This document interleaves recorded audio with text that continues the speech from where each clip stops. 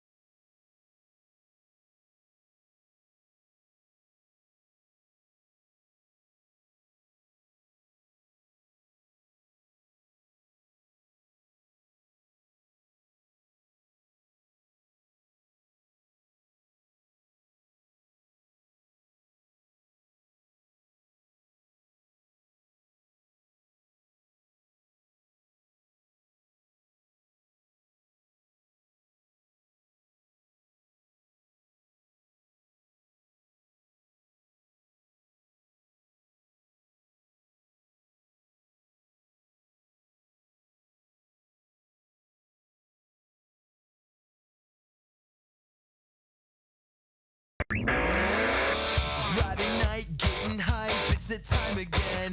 Turn my hat, looking fast, turn it up to 10.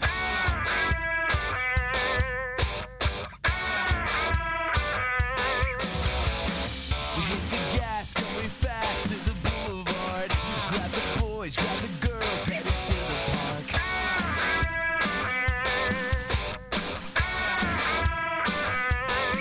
And you can second guess, we're better than the rest. Gotta see right under the stars. 'Cause it's Friday night, and we're feeling right.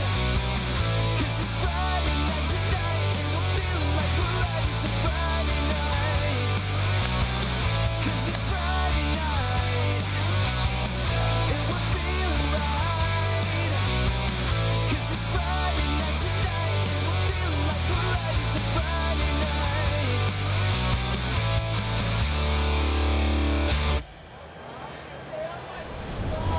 Friday Night Rocks. Thanks to the Brighton Boys for letting us share the stage. Yeah, that's fun. And Mike Trout of the Angels here tonight. And their first time at PNC Park in a long, long time. Mike Scioscia reuniting with David Freese, an Angel the last couple of seasons.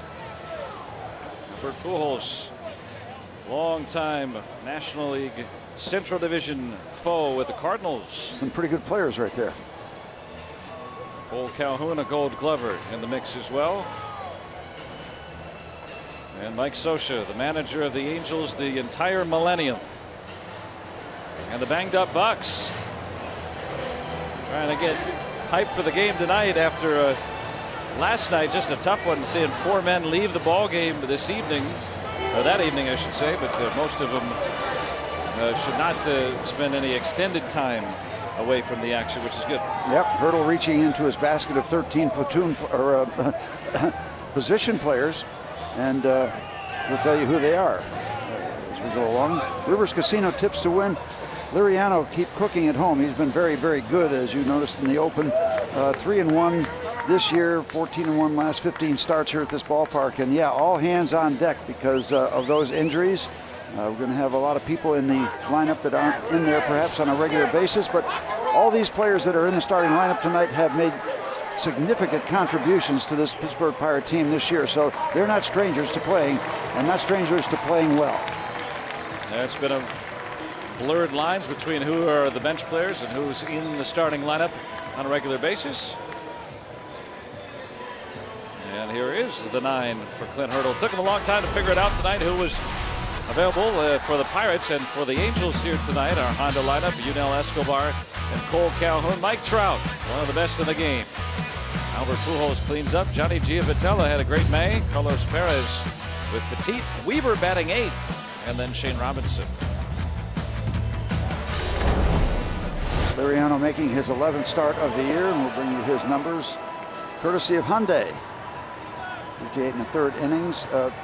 Control issues overall, and especially the last couple of starts. But he has been very good here, as we have told you. Had 5 starts in May, and the numbers are a little skewed. An ERA of 5.40. 3 of those starts were very good. He got beat up in a couple starts. You can't deny that, but he did pitch well. He did have some good games in the month of May, and you would not know it by that overall ERA. So we're looking for him to get things going, and we're looking for the bats to get going after that 10-run outburst in the sport of Jeff Locke. And here are the gloves brought to you by Honda. Marte, McCutcheon, and Polanco, with Sean Rodriguez filling in for Mercer at short. Harrison and Jaso with Gung at third. Chris Stewart catching for Cervelli, banged up yesterday. He'll catch Liriano. Yep, your outfield certainly intact. Jordy Mercer took a shot in the back. You can basically put the camera on anybody, and they had a chance of getting hurt last night. That was a cluster. Yeah, Freese hit in the hand. Clint Hurdle announcing his lineup maybe an hour ago, not even. Yep, to find out who can play and who can't on a given day. Andrew, thumb issue, but he's out there, and yes, good to see that outfield intact for sure. Had to leave the game yesterday. And he, like Marte, will be standing in the sun the first inning or so. So we'll have to be on their toes for a ball up in the air early. Yunel Escobar starts it off for the Los Angeles Angels of Anaheim.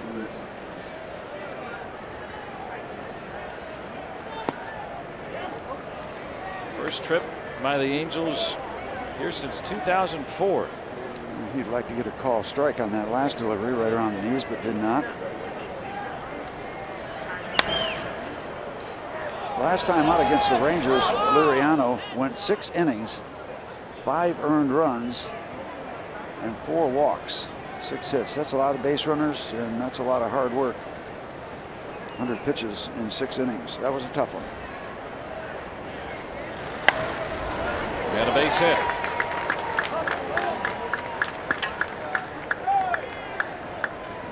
So Escobar starts the ball game with a single to right.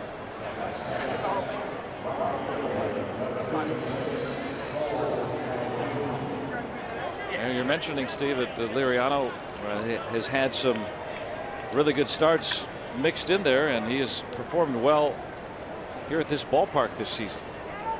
Significantly better than on the road. And he'll want to clean things up as best he can here before he gets down to Mr. Trout and Mr. Pujols. So ground ball would be most welcome. Cole Calhoun. That's a ground ball, but foul.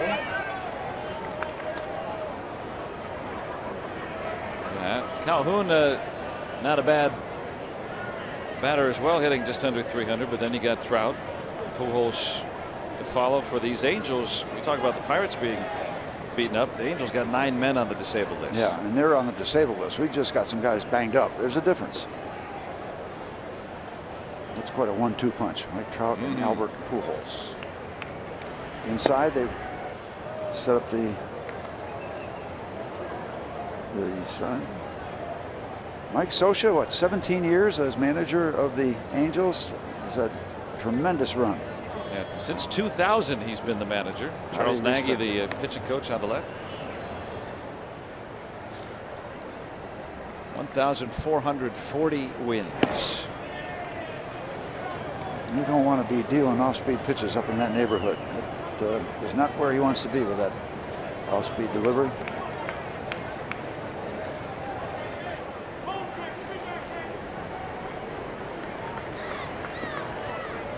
Calhoun last year, one of the better power hitters. This year has focused more on the batting average. Hit 26 home runs last year.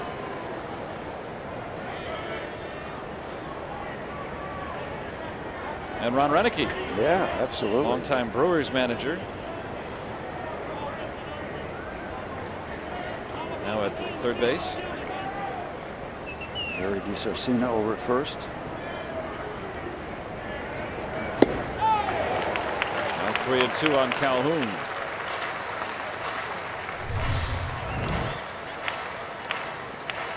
And Francisco really gets away with one in terms of location there, but did not deliver the fastball, so he's a little bit out in front. Alfredo Griffin over at first base tonight. Mixing it up. Got me fooled. Calhoun works the walk. And now you are looking down the barrel at the abyss. Batting third. This is not what you want to see. Number 27. One of the best in baseball, Mike Trout. And this is what's cool about interleague play is, you know, 20 years ago, guys in the other league, you just got to watch them on TV if you could get them. Now, you watch everybody on the internet, but also every once in a while you can see some of the greats from the other league right here in the home ballpark. Yeah, seeing them in person is different than on a screen of any kind. Lead runner is Escobar. Calhoun at first, both average runners. And there's a base hit. Ron Renicky's waving home Escobar. The throw cut off. And the Angels, 3 batters in, lead 1-0. I was wondering if Andrew was going to take a shot because Escobar couldn't leave real early because the ball simply isn't high enough.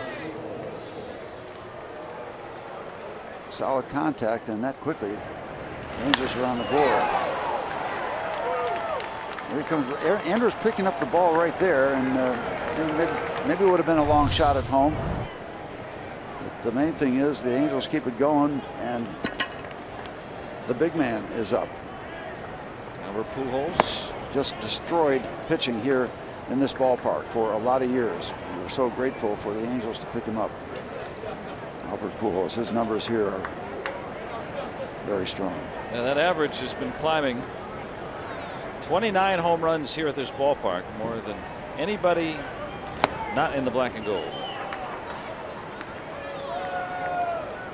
Look at our Barrel League leaders. Also best batting average here at PNC for opponents. RBIs, hits, on base plus slugging.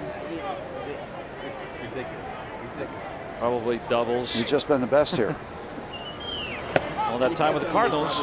He might have contending numbers against the Pirates, who play here all the time. Yeah, he's in the top, I think, 12 or 13 in home runs. Remember, he hasn't played here in 5 years.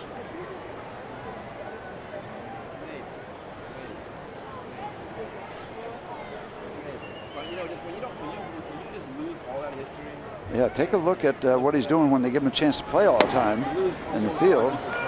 He'll take the free pass, and we've got a really, really difficult situation going on here. The good news is on the other side of Trout and Pujols. The bad news is he has not retired a batter, and Ray Searage is going to come out and have a talk. We've been talking about when Liriano's been good, the fastball, he's been able to locate it when he's had his struggles. We see the walks creep up. He's walked 2, a couple of singles here. Bases loaded here in the first inning. And you're right, the rest of that lineup, because of the attrition from injury, a little bit thinned out for the Angels. Dale Scott breaking up the conversation. Ray Searage originally in the lineup as the pitcher tonight. That was just a. Robbie's got a little detail on that later on. I'll clue you in on that lineup. This is the real lineup.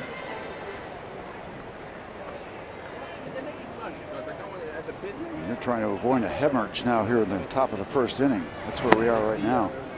Would the Pirates ever need a double play ball, ground ball at somebody?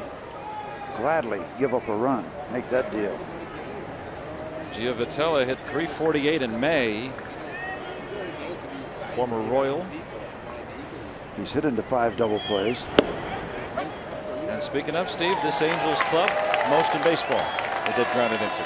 So, well, step up, boys. We need you to hit one right here. Warm night, 81 degrees at game time. Humid. Another base hit. Calhoun is in. Trout follows. 2 runs across off the bat of Johnny Giovitella. 3-0 Angels. Nobody out. This is to get him to look a little bit like the start against the Chicago Cubs back in the middle of May, where we went 4 2/3 and gave up 8 earned runs. So the Pirates have to be concerned, and you would wonder if somebody's going to have to come in and give Clint Hurdle some innings, because you never want one of your stud pitchers to just continually get beat up through the evening. So we'll keep an eye on that as we go along. But right now, what's going along is the Angels. Maybe they were in town long enough to rest up. I think they got here Sunday night. It feels like it. Yeah, they had a whole off day here yesterday. They got in Wednesday night after their game. The Pirates landed at 3:16 this morning. Sometimes it matters, sometimes it doesn't. Liriano was part of the trialing party last night, or this morning, I suppose. I wish you wouldn't call it a party. It wasn't much fun. 2 on, still nobody out. Perez, second-year catcher, and Liriano's having a hard time throwing strikes. And a Friday night crowd here is already making a lot of negative noise.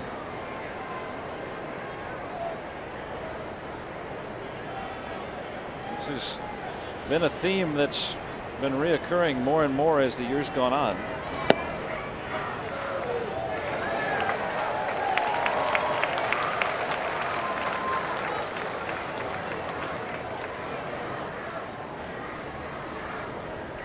I know the feeling, Francisco. It's not much fun when it's not working.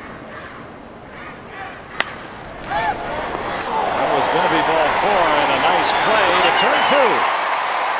Tremendous play. Tremendous play. If the Pirates come back and win this ball game, that stopped the hemorrhaging right there.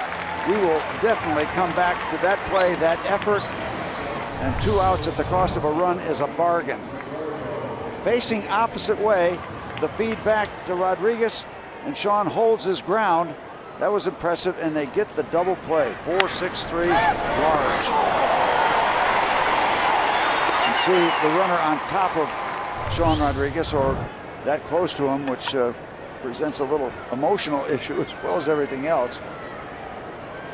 Pujols moves to third, and Perez swinging at ball 4 helps out. Now Gregorio Petit. Much of these Angels guys who have spent most of their careers in the minor leagues because of the club ravaged with injuries.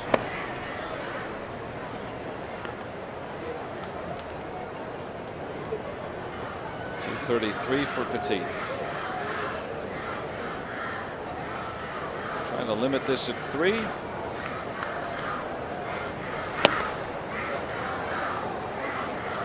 Dale Scott giving it a long look on that outside corner, but deciding it did not cut in enough. Dale Scott, the crew chief, working the plate tonight with Bob Davidson at first, Lance Barrett at second, Dan Isonia at third. Now 3-1.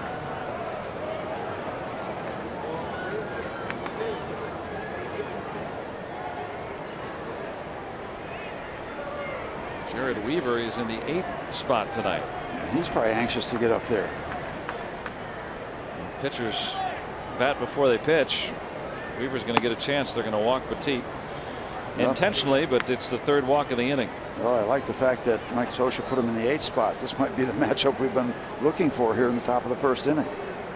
Weaver in the American League, of course, does not bat regularly, only in interleague play in NL Park. So 0 for 4 this year, 100 in his career. And with 2 outs, no opportunity to sacrifice. He's got to swing the bat here.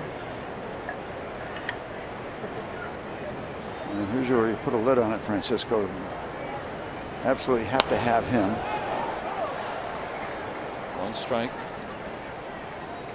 Now you get him, you keep the pitch count around 30. Not great, but still very workable.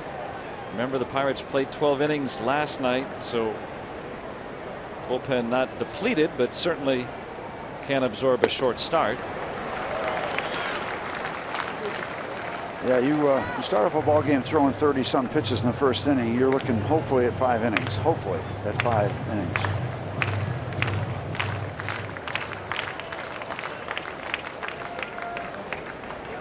Oh-2. And he makes quick work of Weaver. But the Angels send up 8 men in the 1st, score 3 times. Now the Pirates' turn.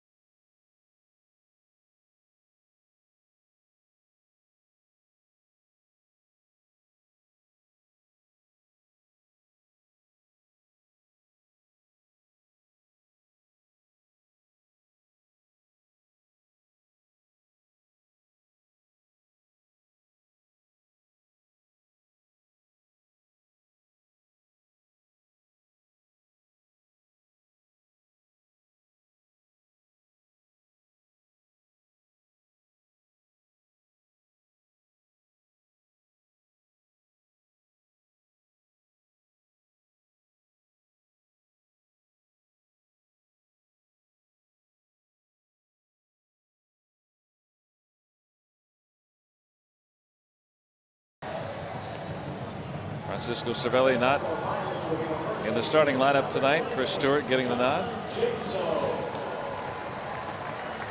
Yeah, he's got the both Trout sides, both sides of the street covered. Rooting for the Pirates to win the ball game. Trout to have a good night. He's already off to a good start. Part of that big 1st inning. RBI single for Trout. Now the Pirates' turn. Here's the RAV4 starting lineup. John Jaso starting things. McCutchen and Polanco's back in the starting lineup with Marte cleaning up. Young hitting 5th with Harrison. The former Angel Sean Rodriguez, Chris Stewart, and then Francisco Liriano, one of the best hitting pitchers so far this year. They'll be working against 33-year-old right-hander Jared Weaver, making his 11th start. Like Liriano, has a record of 4-4, substantial ERA, giving up a bunch of home runs. Not the flamethrower he used to be. See, just 35 strikeouts in his 58 innings. 11th Major League season. He was the 1st-round draft choice back in 2004. Been around a long time. Now look at the velocity. You don't see this. Fastball in the 82-83 range, and sometimes you just have, as a major league hitter, you just have to slow everything down, and sometimes it takes an at bat or two before you can do that. They're geared up to different speeds. There it is. There's a floater that's about 68 miles an hour. Right on the money. I had one like that. I just didn't use it as often as Weaver does. But you have to be so patient. You want to be aggressive as a hitter, but that's costly. Slowly grounded. Oh, that's 85, so he's really aired out. There was a year he struck out 233 batters. Never was a hard thrower, but 90, somewhere around 90. But that velocity has disappeared on him. But again, like you said, I mean, just because a guy throws hard doesn't mean he's good. Just because a guy throws probably softer than any conventional pitcher in baseball, that doesn't mean that he can necessarily be hit hard either. Well, right, and it doesn't mean that he can't strike people out either. You can see that big takeaway of that right arm before he comes through, so that disrupts your timing a little bit. There have been some soft touches. Andrew back in there with a sore thumb. I think Manfred's going to do more. Had to leave the ball game last night.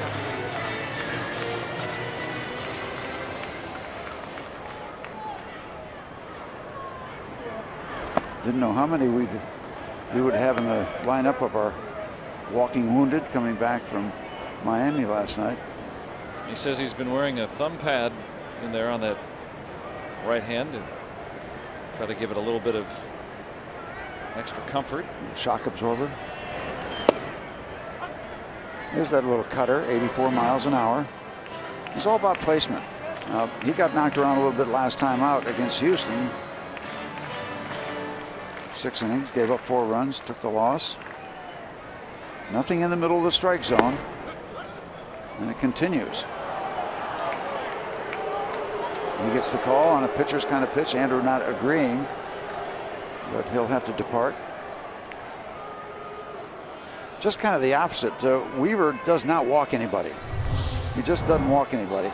And you're going to get that call every once in a while. Perez does a good job of bringing it up a little bit, helping Dale Scott make the call.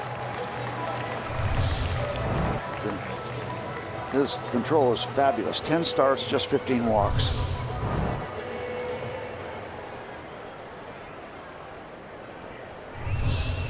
Keep an eye on that throughout the night. Dale Scott, one of the more respected umpires throughout the game, long-time umpire. And sputtering in at 67. Yep, we used to call that the gravity ball. Eventually, it's got to start going down if it's in flight that long. Good to see Gregory Polanco back in the starting lineup. There have been guys that frustrated hitters. John Tudor comes to mind. Just a soft tossing kind of a left-hander, but everybody seemed to be out in front, knowing he's going to be soft. But sometimes big league hitters just cannot do it. They know what they have to do, and they cannot wait. They just can't wait. Used to tell them, wait, wait, wait, and when you waited long enough, wait some more. John Tudor was one of the more effective pitchers for a good chunk of the 80s. Yeah. Charles Nagy with Cleveland during that 90s heyday. Jared Weaver issues a 1-2-3 inning, strikes out a pair. Through 1, 3-0 Angels.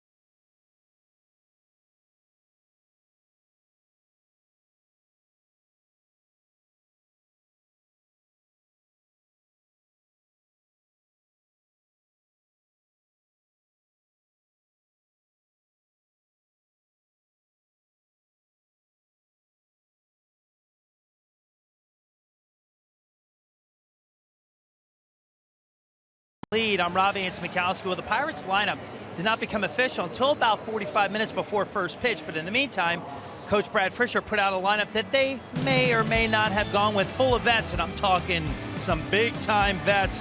The whole Pirates coaching staff, that was a joke lineup that they put out up on in the spot where they put the regular lineup, and at the bottom is one of the funniest lines. Ray, you need to give us 9 good innings, okay? Good. Ray Searage, not sure if he could necessarily still pitch in the big leagues at this level, but it was a lot of fun that those guys were able to have with it. They didn't know after last night. It was a late report today for the players, Joe and Steve, so Clint Hurdle needed a lot of time to get the lineup ready and wanted to appease the media in the meantime, so they did that. He said for the number 9 hitting Shane Robinson. Yeah, that was pretty funny. Whoa! And Robinson's going to get another base. This is not a good looking start to this baseball game at all. Base hit in left field, and then this.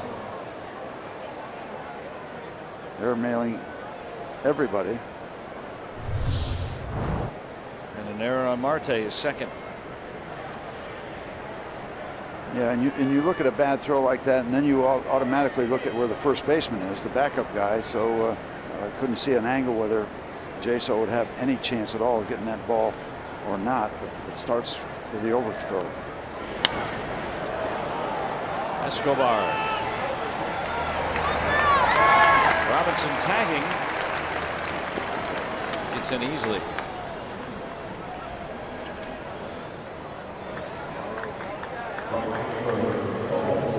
One out, and now the Angels with a chance to add another with a fly ball.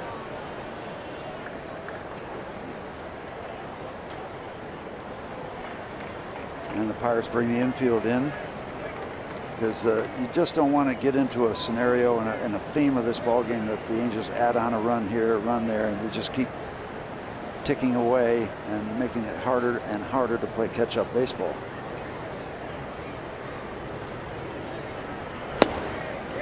Now, the Pirates have been one of the best offenses in baseball, but in that Miami series, those final 3 games, after scoring 10 in the opener, getting no hit into the 6th one night, into the 7th last night.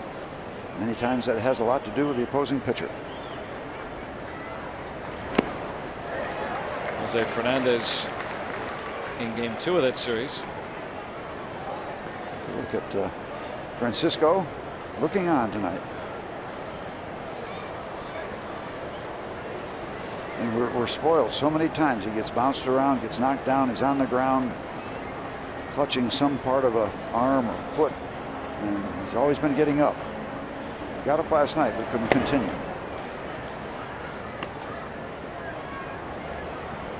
It ended up staying in the game, playing defense for about another inning and a half after getting hit in the side of the foot, and just said he just couldn't stay in the crouch anymore. Too much pain. Hopefully these guys will be back, and we don't know if they're available or not available tonight. Clint Hurdle was not able to know himself their statuses until basically right up until game time. That's why we didn't see a lineup, as Robbie pointed out. Right to Harrison, who only plays on the first. Unbatted in 26 for Calhoun, 4-0 Angels. Just a little wide of Josh Harrison. And Shane Robinson, take a look at his break. Hesitated for a moment, and Josh thought about going to home, but decided not to.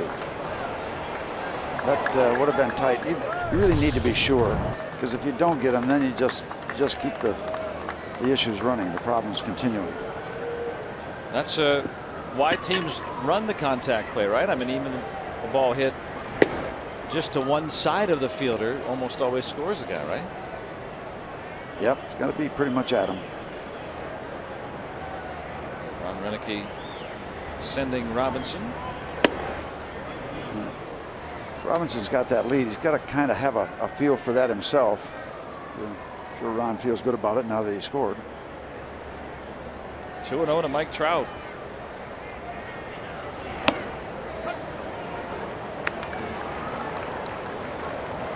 RBI single last inning. So the error helping benefit the Angels here in this inning.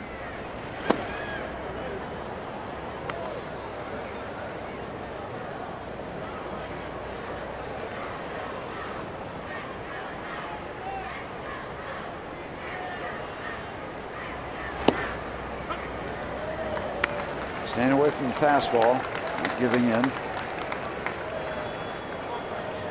Andrew McCutchen. A couple of center fielders that have been very, very good recent years. A lot of recent years. That's the fourth walk issued tonight. Not getting the call on a pitch that didn't miss by much, if indeed it missed. Two of the best young players in the game over the years, and in the last 5 seasons in baseball. Average on base plus slugging, wins above replacement. How many MVPs have they won? How many top 5 have they been? Trout's been the runner-up 3 times. And some great players. And McCutchen saying the other day he was really looking forward to seeing Trout. And these guys know about each other. Get to look at them in the flesh. Well, we've seen enough fish recently. Know how much we have to see for more Trout. Yeah, the Marlins taking 3 out of 4 in Miami. This guy has just been something else. Watch out. Shot into the crowd. Pujols moving up the all-time lists. Just jumped ahead of Hannes Wagner for the RBI totals. There he is. Nearing Harmon Killebrew now on the home run list. Out in front, let's see if he can get him to chase. He does. Back upstairs at the cost of a run. So an unearned run for the Angels. They're up 4-0.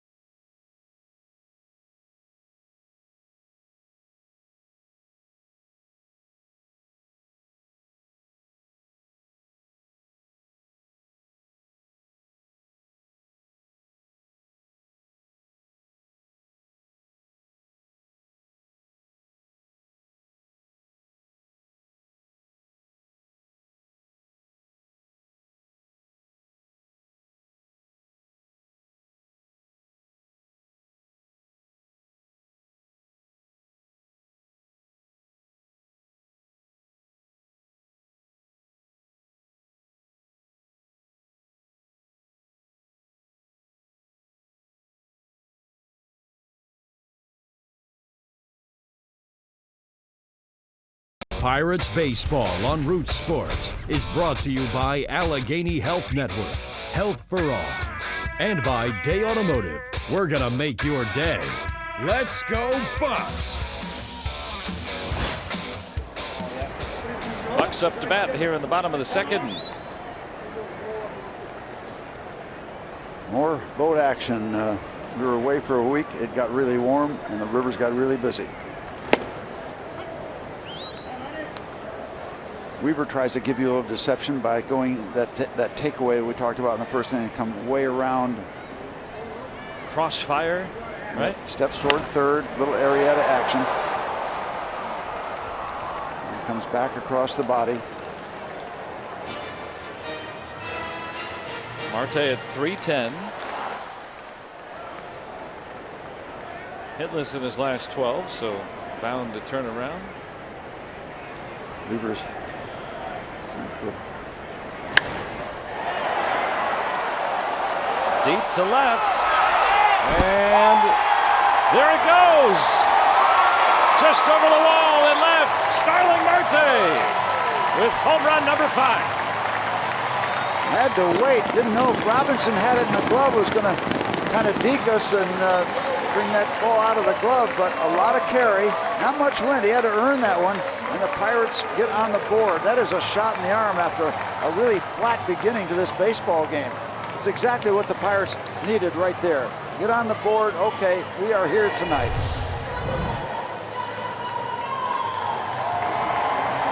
He takes a pitch that's way inside, waited long enough so he didn't pull it foul, and there's Robinson.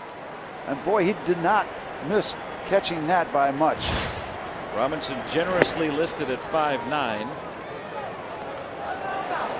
And Marte with home run number 5. Well, that should get you get even. He made the error that created the opportunity for the Angels to score, and so that's the redeemer. Okay, I'm even now, guys. We can go forward. Jung Ho Kang. Hey, last day of school. Happy summer.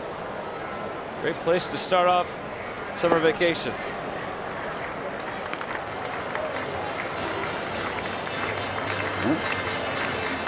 That's Parte with Marte. Feel better, Cervelli. A lot of work on that side. Yeah, that's a great shot of looking at Weaver when he's striding toward home plate. His left foot is lined up on the left side of that batter's box. And this one is out of here as well. The Bucks go back to back. Don't go away, folks. It's Friday night. It rocks. And that one was a no-doubter. All Robinson did was go down and look up.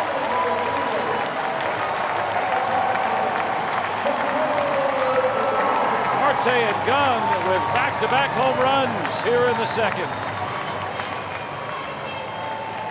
Late start to the season for Jung Ho, but home run number 7. Robinson, all he could do is turn around and look.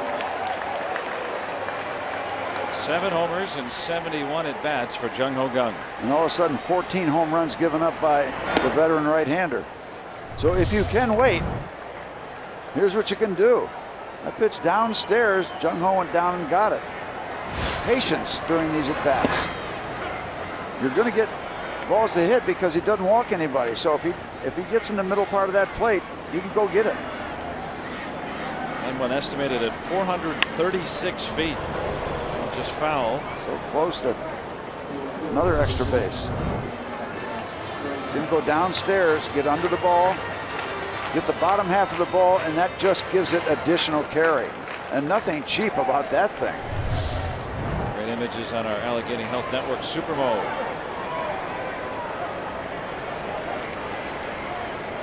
1-2 to Harris. He's going to try to leg it out. Escobar gets the 5-3 bounce out. Steve, you're talking about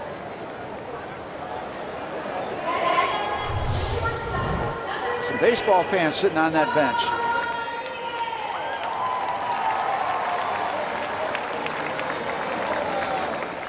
Everybody digs the long ball. Even when you're just done giving advice to the lovelorn. Cervelli with his That's Amore segment on the scoreboard between innings. Now the former Angel, Sean Rodriguez. Cervelli on the right.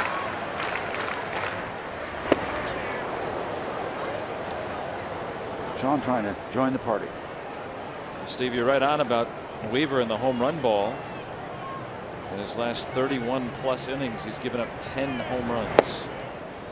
Not 30 starts, 30 innings. Yeah, if you have patience, you can kind of maybe adjust your swing just a wee bit. With the fastball that's 95, 96. There's not much time to make much of an adjustment. 142 major league wins, though, for Jared Weaver. 142 and over 1,500 strikeouts. That's a time for Giamatello, but he drew him off the bag. He had a long way to go. Just a routine bouncer. Now, slowly developing. I wonder if Rodriguez would have eventually beat out that slow bounding You see ball. the second baseman way up toward the bag, so he goes a long way, but he gets the ball comfortably. That's probably an error, but I'd like to see Sean get a base hit. Who knows? I think it gets him if the throw is on top. Yeah. Give him a base hit. All right. He's our guy. I like it. Close enough. I'm fine with that. Infield single. Mike Scioscia doesn't like that kind of thing when his team jumps out to a 4-0 lead, and that lead has been cut in half. And you wonder, with Weaver having this kind of long, exaggerated action from a windup, from a stretch, is he a little slower because he's 6'7" or something like that, very tall? You wonder if you might run on him. So Perez has to keep him honest.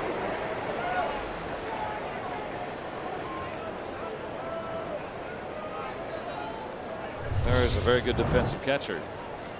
But he is a product of his pitcher if he's trying to throw people out. I should say product. He's dependent on his pitcher. Good shot of pitcher. Possible base stealer.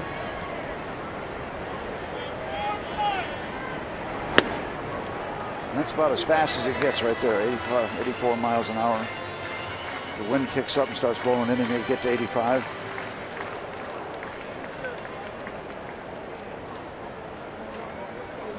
California guys. Pitchers. Weaver and Cole last year. Different pitching styles. Yeah, Weaver never threw, 95, but just a few years ago was still throwing around 90 miles an hour with that fastball, but doing something to be over 1,500 strikeouts. I mean, that's big league stuff. Now, he's been around a long time, but still impressive. John thought about going. He made an initial move, shut it down. Not a bad thing to do if you're not sure, you're not feeling that you've got the right kind of move off first base that you wanted. There's the initial commitment. Nope, not right now.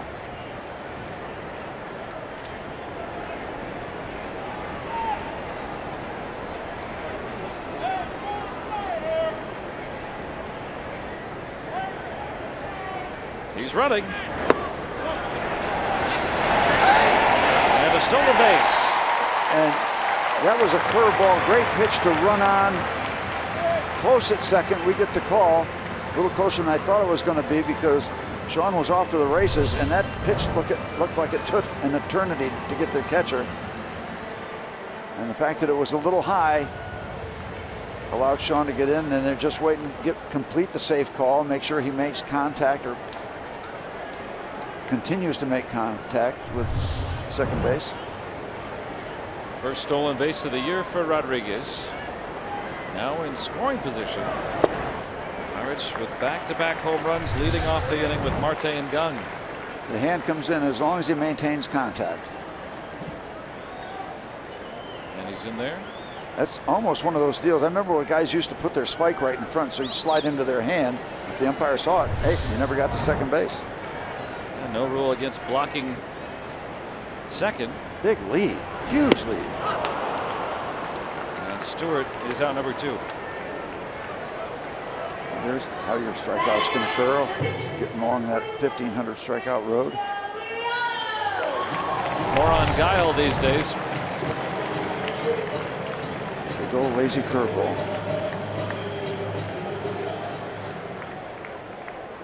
Crossfire. Fire doesn't seem appropriate for 69 miles an hour, but that's fair. the pitch.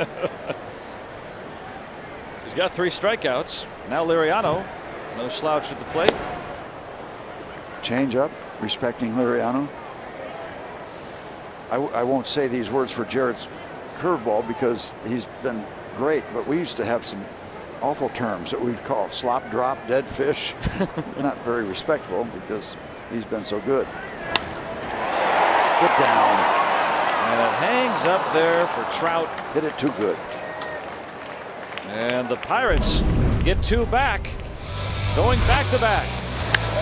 Marte. Just over the wall, and then Jung Ho Kang with plenty to spare. 4-2 after 2.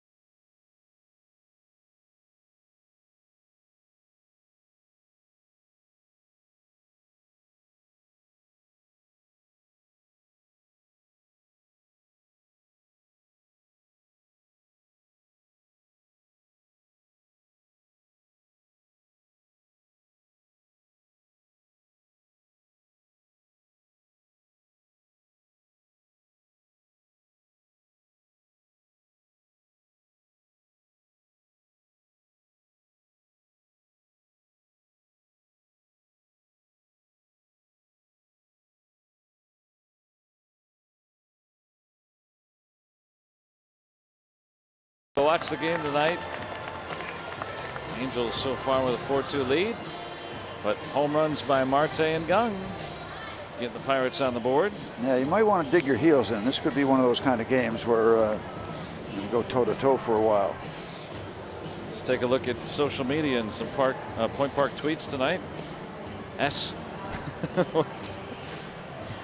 her tweet, Berg proud, yes, the Marte parte. Just to watch the Kang show. Cannons firing on all cylinders tonight, Joshua. Yeah, you said it.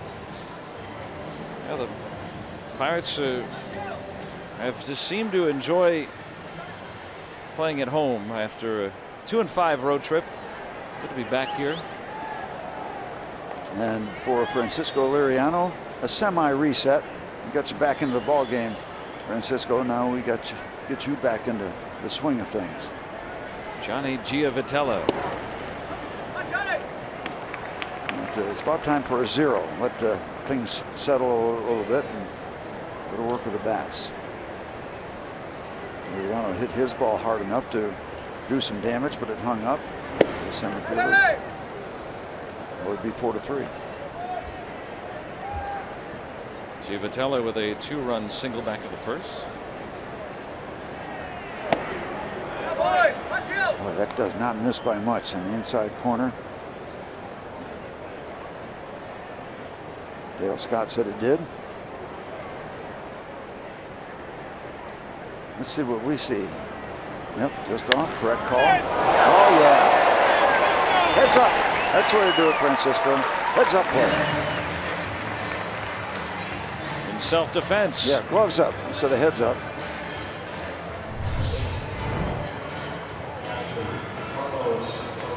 Yeah, I'm glad he had the glove there. It would have been heads up or would have been injured. The ball was heading right for his head. We've seen enough of that.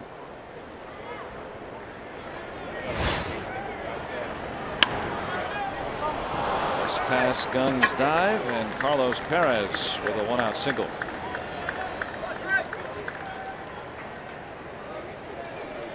Hey, catch Pirates baseball tomorrow. Bucks taking on these Angels at 4:05. If you're one of the first 20,000 fans through the turnstiles, you receive this Pirates fedora presented by Coca-Cola. Go to pirates.com, get your tickets, come on out and see some baseball back here at the North Shore. Here, there's. That's a good looking beard. There's the same barber I do, apparently. Another guy on the left there. I guess I could use one too. Yeah, just go to the barber shop for a buff and a polish. Now, there's a preview right there. Last year's model. Yeah. Very, very clean. Stylish yet understated, really.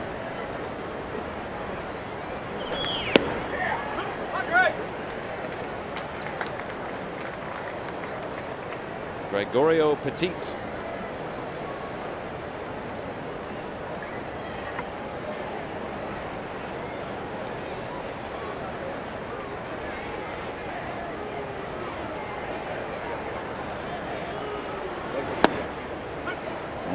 There's the call you want. That little kind of a cut breaking ball. Not a lot of speed, but just enough to pick up that outside corner. Yeah, dandy. That's become more and more of a popular pitch for guys. That backdoor slider. Hit toward the gap. And this is going to be a heap of trouble. All the way near the notch. Perez, who does not run well, still chugging around third, but he'll get in. And a double for Petit. Angels lead 5-2. And that hurts after you come back and get yourself into the ball game. Because if you get Petit, then you're dealing with a pitcher and you can put up a 0, but it doesn't happen. And he hits a heck of a pitch, so there's not much you can do about that. I think Francisco threw the ball pretty much where he wanted to. And you talk about catching the gap, that couldn't be placed any better in terms of a ball in between two outfielders and a long way out to the bullpen door. Perez does not run well, so. Yeah, but he could see it all the way from first base, and so yeah, he had a chance to get going.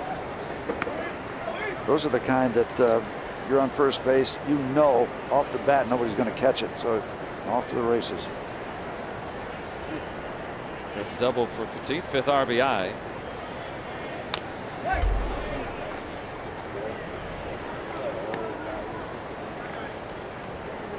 Weaver struck out his last time. And I'm going out on a limb and saying he's going to strike out this time. Okay. He had a hit in 2012. That was the last time he had one. Of course, does not get very many at bats, being an American League pitcher. 0 for 4, no, 0 for 5 this year.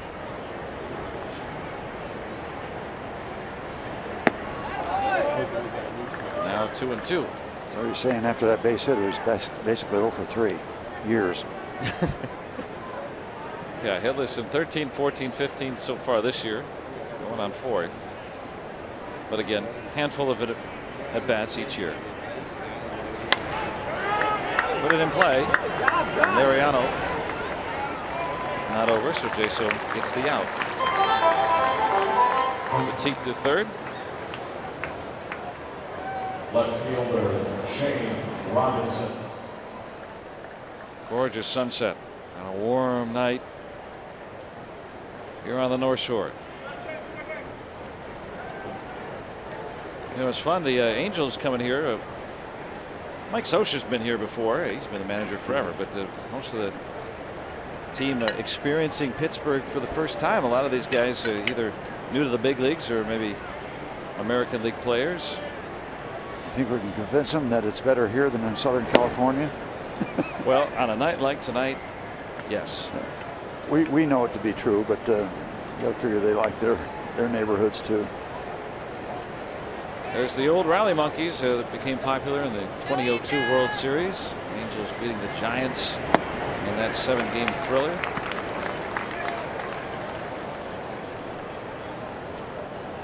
Shane Robinson, the former Cardinal. Petit getting a small lead at third.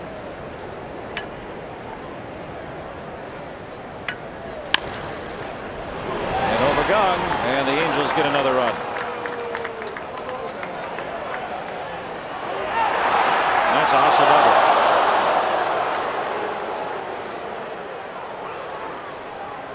Just a bad bounce, taking it over Gung's head. And they add on a hard slide into second. For Robinson, they're going to take a look at his physical condition. So already 8 runs, 10 hits, a lot of action. There's the bouncer. Not much you can do about that. And Robinson hustling. Strong throw by Marte. Had a chance. And the tag catching him in the face. Yep. And Clint Hurdle is thinking about challenging this play. Yep, the Pirates are going to challenge. Now, did that get him before the hands went in? Hoping that Robinson is okay after that hard tag on that head first slide. The Pirates challenging to see if he's out. That would end the inning. Run would count. Absolutely. So at this point, they've matched the 2 that the Pirates put up.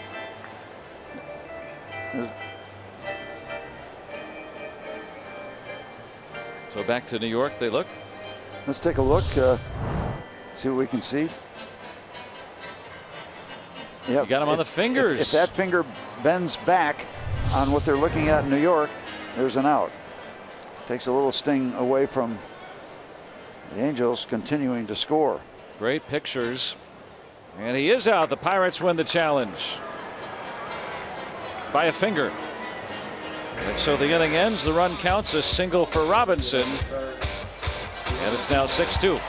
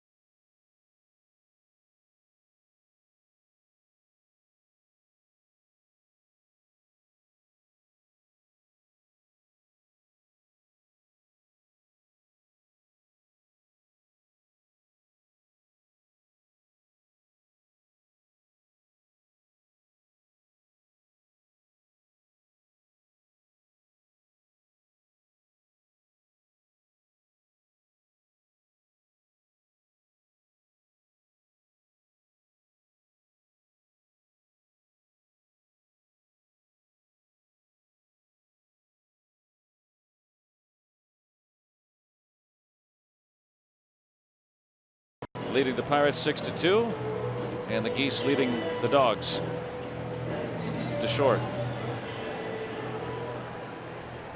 Shane Robinson hit in the face with a tag, and then hit it in the face with a challenge. He's out. They're going to run batted in though. And Starling Marte with his National League leading 7th outfield assist. Back to work. Need some more offense tonight. Back-to-back home runs to lead off the second against Weaver. Talk about Weaver being around. This is career start number 302. A lot of starts. Yeah, even though he's 33. Yeah. Been around a long time. And has done a lot of winning for these Angels. Came up as a 23-year-old in 06.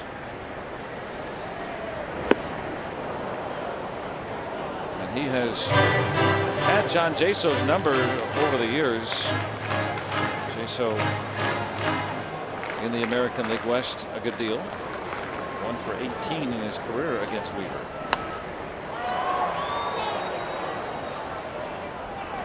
Robinson gets the first out.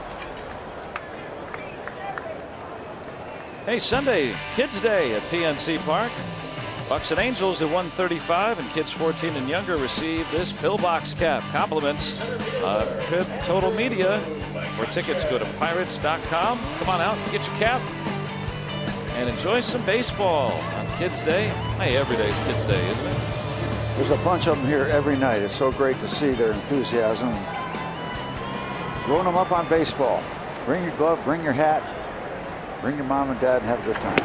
Come out and see the Bucks and Andrew McCutchen too.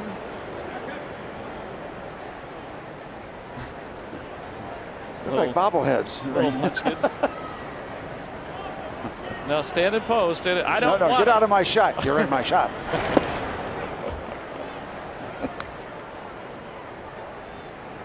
Good time. Try to get okay. Now, just now, if you just stand on the mark. You know, you're in entertainment, kids. Stand on your marks. 2-1 now on McCutchen.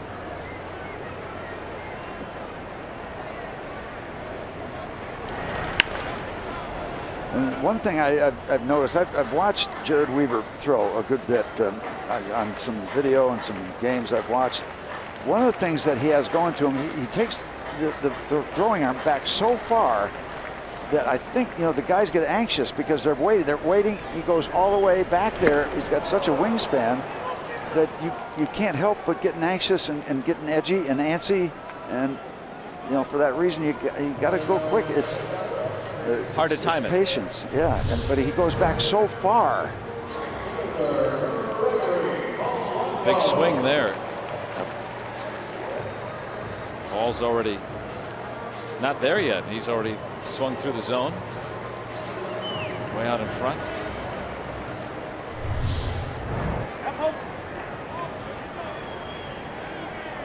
Like that old Bugs Bunny skit.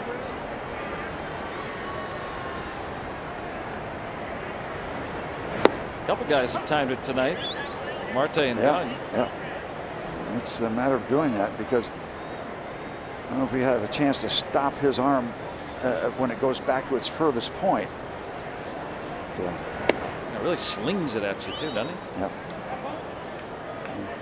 And those kind of guys that do that, you know, they'll get hurt by a couple home runs, but they've been successful. He won't go away from it. I mean, that his style, his signature. I don't know anybody else that goes back so far before he comes to home.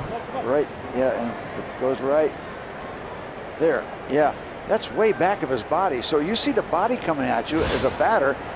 Come on, give me that arm, give me that ball. I want to get that ball. And I would think as a hitter, it's hard not to be anxious. Well, now second time around in the order. Everyone's had a look. Yeah, and you get that way because it looks so darn easy. And there's a headline. There's a free pass. Now, he did walk 3 batters last time out, and that's unusual for him because his control has been that good. So you combine that deceptive delivery and the off-speed stuff with really, really, really good control, not just strikes, but quality strikes, then you got a package that can work for you at the big league level. So Polanco drawing the walk. Tied for the club lead in walks. Marte homered to lead off the second. Well, do it again and have yourself a real big Friday night party. It was his 5th home run.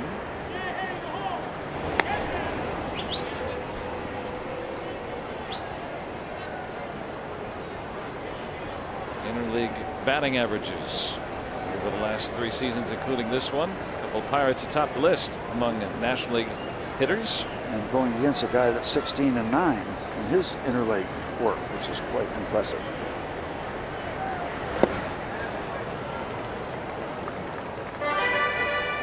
The right arm is almost over. Hitter's got to think it's almost over on the third baseline, and then coming across, trying to hit that outside corner. That's a, I don't know the physics kind of expression you'd use, but it's got to be difficult. He's over on one side, and then he's over on the other side. feel like I want to use the word fulcrum somewhere in there. Don't you dare. Now, can you sit on the on-deck circle or in the dugout, and you can, you kind of get a sense for the timing a little bit? Well, Is that helpful? You're looking from the dugout, and you're seeing what he's doing. And why can't I wait? Why can I not wait? And they're not able to wait. But there's a couple other factors: that deception and that angle. So there's three things going on there. Because if he didn't have all three, and he's got 2 out of 3, that might not be enough. But the real good control, where that soft stuff he throws cannot wind up in the middle of the plate, or you're going to get killed. Mike Trout fans here, first time playing at PNC. Now consider this: he has not kept it on the corners and edges all of his career. 223 career home runs now given up. So, yeah, he hasn't hit his spots every time. That's a lot of home runs. Yeah, and with that lower velocity, right? I mean, a better chance of it going out of the ballpark, right? You can size it up. There goes Polanco. Pitches a ball, and Polanco in way ahead of the throw. A lot of moving parts. It looks like Giavotella may have caught Polanco on a late slide.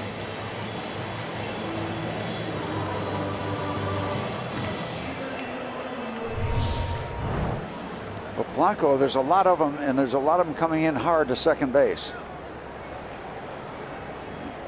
And did his foot pop back up off the base? Let's see. Well, if you're putting your foot as a defensive player in front of the base, that can happen to you right there.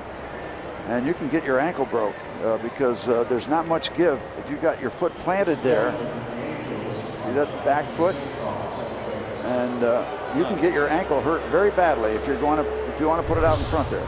The Angels are challenging this play. Giavotella is still smarting. The Angels are challenging whether Polanco was tagged before he reached the base. Yeah, to get back to your thought. Yeah, you can hit a home run with something very soft, but that soft stuff has got to be in the middle of the plate. It's got to be in a very hittable area. Well, we'll see on this one. I don't know if there's remarkable evidence showing that Polanco was tagged. It kind of looked like it, but let's see. Yep, he's out. And the Angels win their challenge, and Polanco now caught stealing.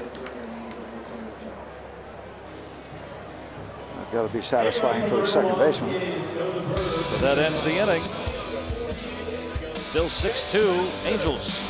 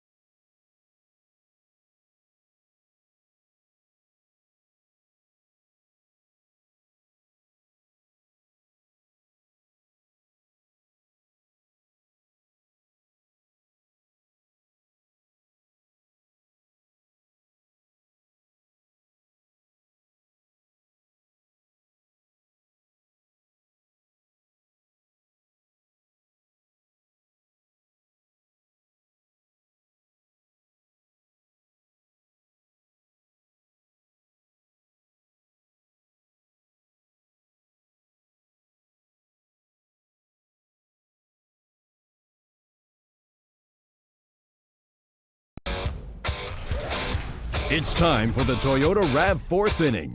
The all-wheel drive RAV Hybrid has performance that will make you rethink hybrid. Let's go Bucks! 4th inning coming up, and the Angels in their first trip to the city of Bridges in a long time.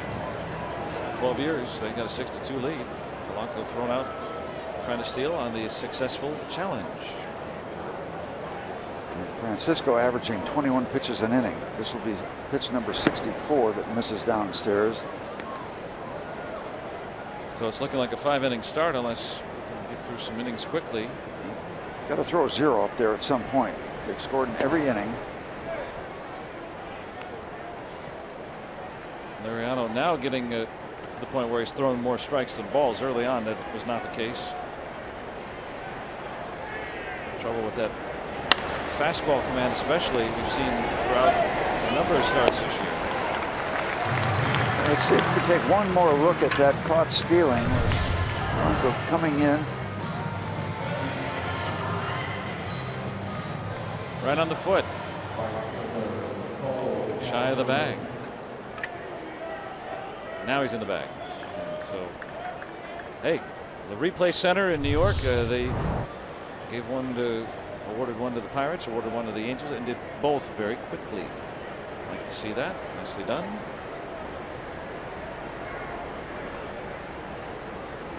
Cole Calhoun. Walk and an RBI bounce out.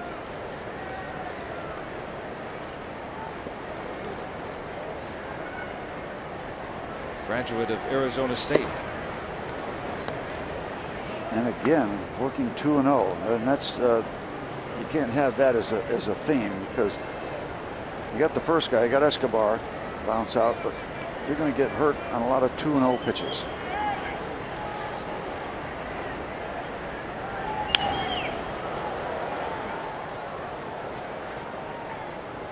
Yeah, he hit 26 home runs last year. Not a guy that you want to make too many mistakes to. No. When you are a hitter with a 2-0 count, you don't have to be defensive. You don't have to be trying to put the ball in play. You've got yourself a free ride once or twice to take a big time cut. And you don't have to swing at anything that's borderline. Let it go. This one hit a long way. And there it goes. Cole Calhoun with home run number 5. And they continue to add on. We answered with 2 home runs, but they come firing right back across the bow. Now 26 last year for Calhoun, his 5th of the year.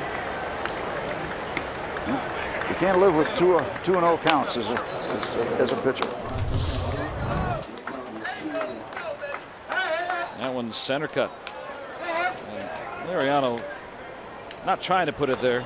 He's just having a rough time tonight putting it where he wants to. One of the better plays tonight. It was just simply not his night. Now Mike Trout with Pujols to follow. And that's never good. Trout a run scoring single and a walk.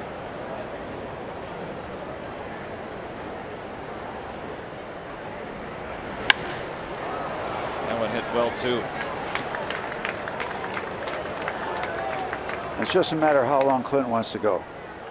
Well, with 12 innings last night and the score becoming more one-sided, might actually mean that Liriano might go a little longer. Well, just now, as you say that, activity in the Pirates bullpen.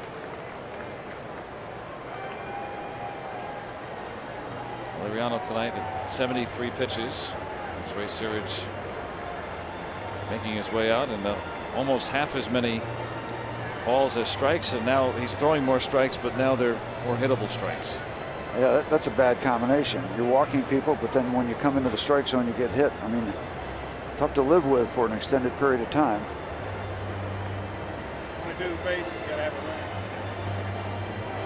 And there's Rob Scahill. He has performed well since being recalled. Yeah, you want to get as much action as you can out of Liriano because of last night's ball game. Used a lot of pitchers, but you can't let your man go out there and just get pounded to a degree where it just doesn't help anybody. And you go back to that Chicago start where he gave up 9 hits, 8 earned runs, 4 walks against the Cubs back on May 13th. This is a similar kind of start. Now Pujols, who has walked and struck out. Yeah, you want any good news? Albert's hit into 10 double plays. It has not run well. And when he hits the ball at somebody, he gets there quickly. He's thinking about a double play opportunity. Pujols now 36 years old.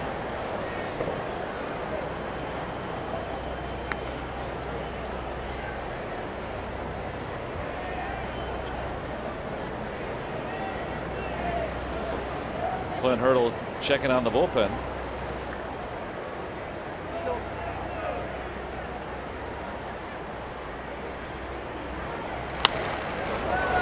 And hit through the shift. Another Angels hit. That should be about it. If Scahill is ready, he's just started to get up. Yeah, here comes Clint Hurdle. Well, Liriano, one of the toughest nights that he's had. That Cubs outing similar. Tonight, either wild out of the zone or wild in it. And his day is done in the 4th inning. 7-2 Angels with 2 men aboard here in the 4th.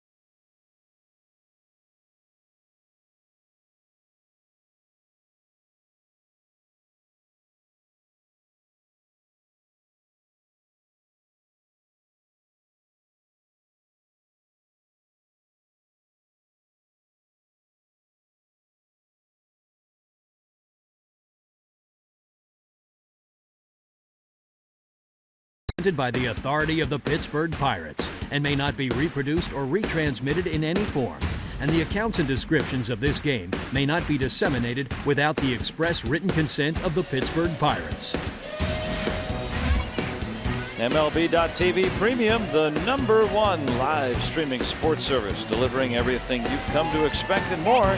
Every out-of-market game live in HD on more than 400 supported devices. A free subscription to At-Bat Premium. Blackout and other restrictions apply. Go to MLB.TV. Find out more. Well, let's see if we can hold him right there. Francisco just a victim of pitching behind early in the count. First pitch strikes 10 of 22, just 45%. That'll put you behind in the count, and that'll set up an advantage for a major league hitter. I think Calhoun's count was 2-0. At least it was at one point. I don't know if it got any better than that. It got a lot worse when the ball went over the fence. So Rob Scahill on in relief.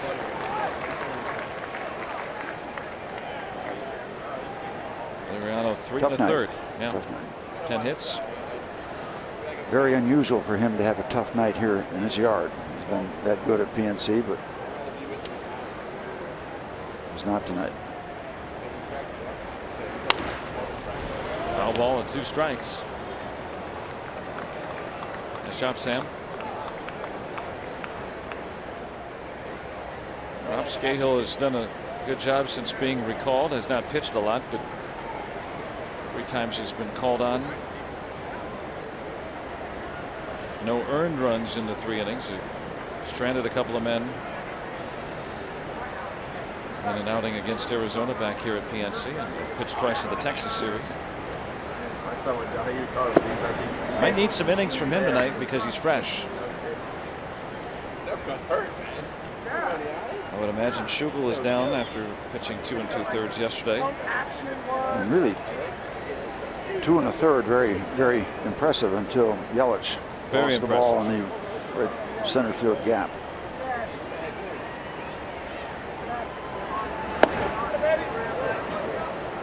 Phillies and Hughes each pitching each of the last 2 days, so you may want to try to stay away from those guys if you can. Yeah, you don't want to disrupt Phillies too much. He has been on a wonderful roll. He's been pitching extremely well.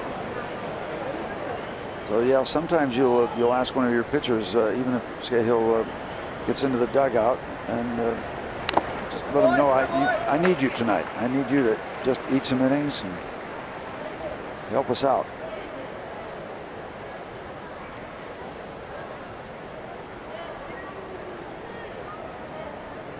These are difficult situations for managers and pitching coaches when your starter leaves the ball game early, no matter how fresh your bullpen might be or how tired they might be. Yeah, this is Pirates don't have any off days. This is a long stretch of games in a row. You look back at what Jeff Locke did to that complete game shutout in the opener of the Marlins series. Well, that was like it literally was a day off for the bullpen. So kind of helps setting things up. And you don't know, at least we don't know the condition of your personnel. So you don't know how many bullets you have in your gun if you come back in this ball game and get involved. Now full on Giovitella.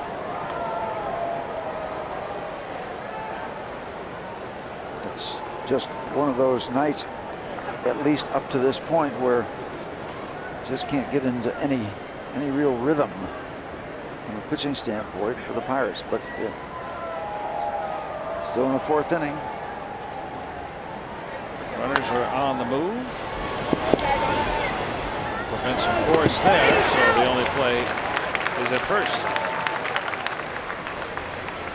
And that's hard work. Outs are tough to come by so far. So frustration for Giovitella, who got his ankle run into and then grounds out. 2 gone here in the 4th. Now Scahill tasked with an important duty. Remember, Jared Weaver has not been all that good this year, quite frankly. So if the Pirates can get to him as the game progresses, if Scahill can keep it where it's at, got a decent chance to come back. I mean, in that Padres Mariners game yesterday, the Padres up, what, 10 runs in that game? I think it was 12-2 at one point, and they ended up losing the game. So you never know when. Is that the 16-13 game? Yes. You don't know what's going to happen, but you keep it where it's at or close. Got a lot of baseball left in this one.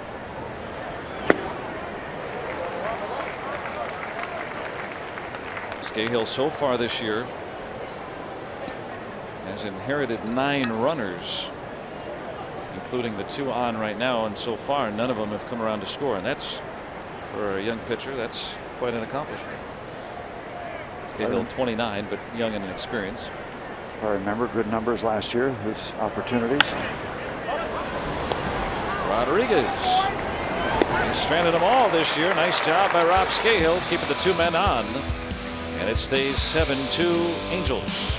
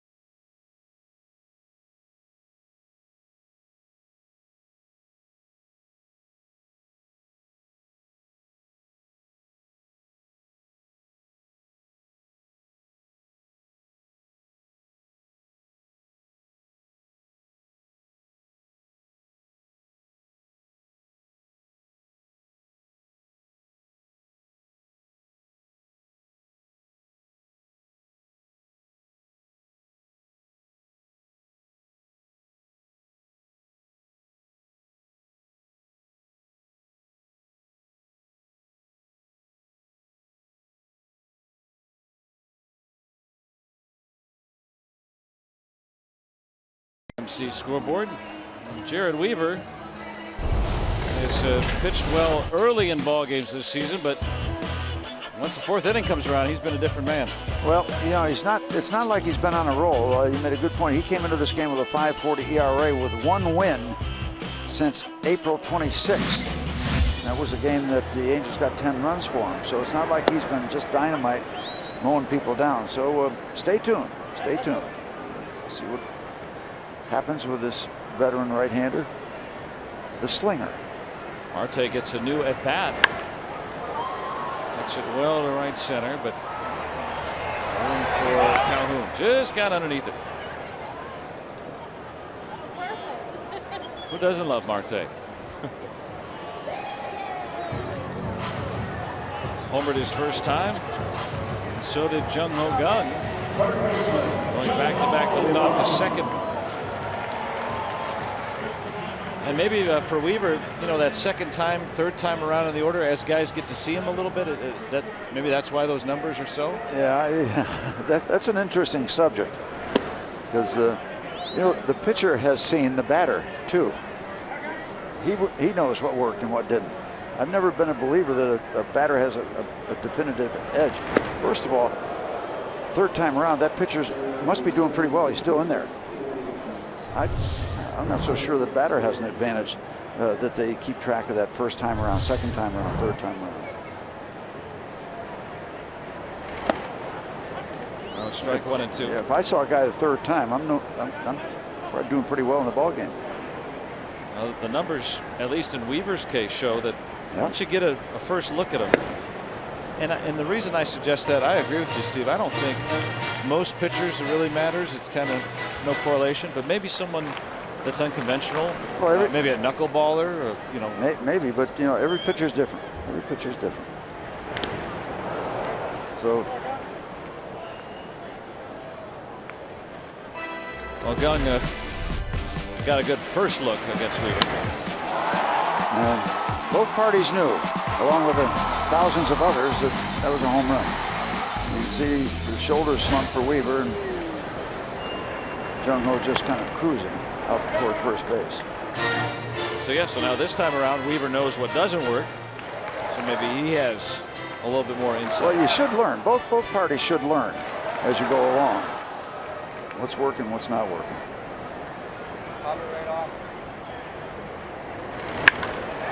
That one hard hit. Extra bases for Gung. I hope. Yeah. They finally slow it down out in left field, but and he'll get it around first base and then cruising in. So he's been patient.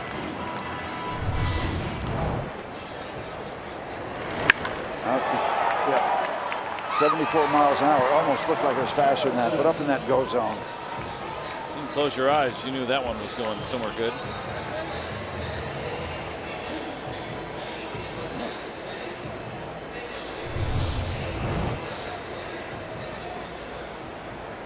When you're down 5, you're not looking to get them all back at once with one swing of the bat. Keep slugging. Keep slugging away. 13 of Gung's 20 hits this season are for extra bases. Now Josh Harrison.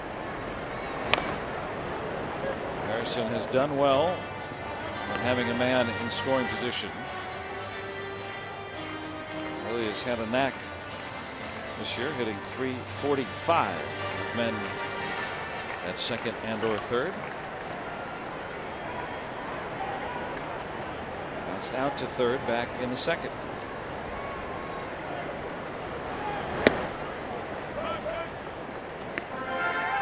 Weaver wants to talk to his catcher, and it looks like they're not sharing the philosophy of trying to play shallow. That's at least average depth, or maybe a little bit more, especially in left field. Of course, this is such a big left center and big left field. And trying to give yourself a chance to cut balls off, perhaps, rather than play in shorter where you couldn't get to them in the gaps.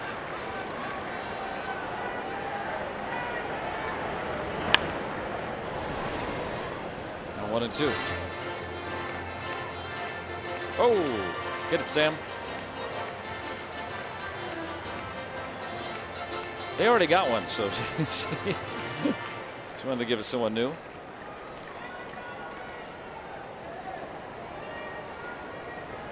Very popular giveaway tonight with the 79 jerseys. Bright yellow. Now those T-shirts. Yeah. Free Shirt Friday. Yeah, not jerseys. Not yet. They haven't grown up to be jerseys yet. Just baby T-shirts.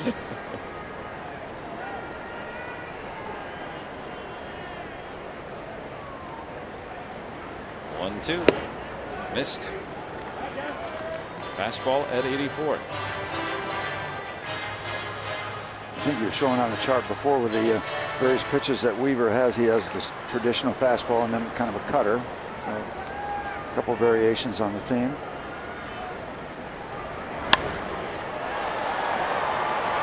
Like Trout. Young will tag, and he'll be able to get into third. But 2 gone, and Sean Rodriguez coming up. You can catch the Pirates this summer with a Pirates Summer 6-pack presented by Papa John's. Lock in the best seats and prices to the biggest games of the season. Plus, a complimentary 2-topping pizza from Papa John's. Find out more at papajohns.com/summer.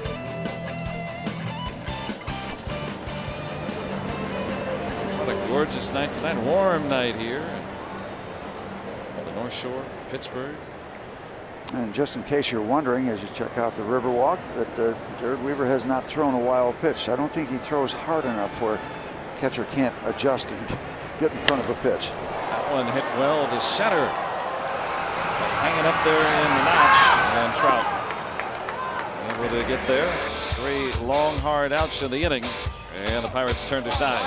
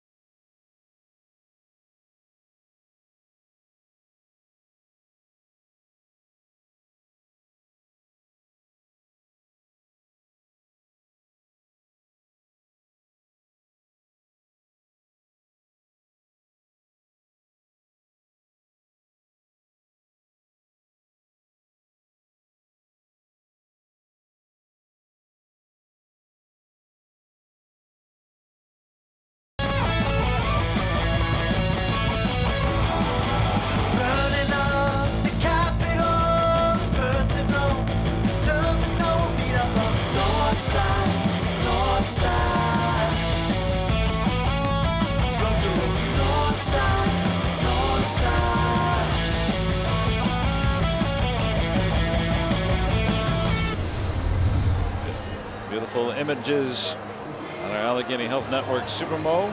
Yeah. Kevin and Troy In out tandem. In tandem. on a Friday Night Rocks. Music from the Hot Knives. Getting after it. It's a nice shirt.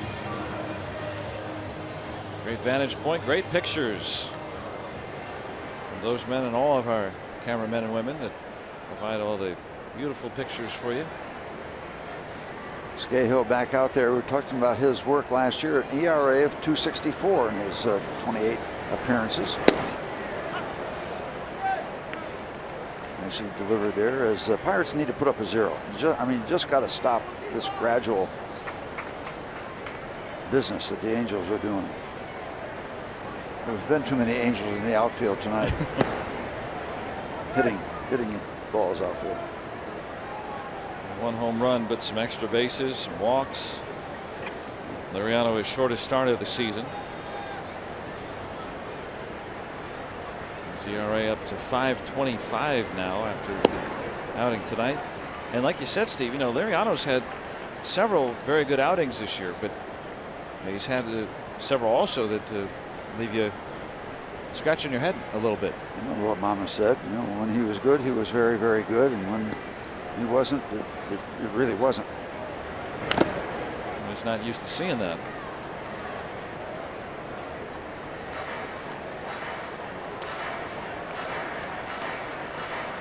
The weather warming up. A little Italian ice. That's going to get a lot of action tonight, and it should. It's that good. It's a great time of year.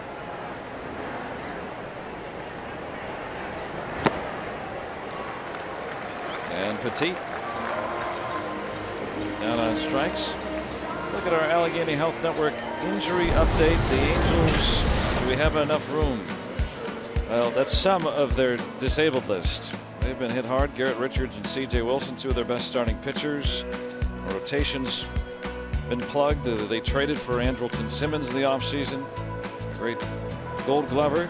Yeah, a lot of choices there. Nice selection of injuries. Andrew Heaney, another man in their rotation, not there. Giovanni Soto, starting catcher.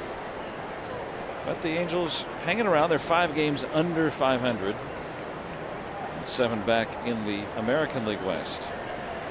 Yeah.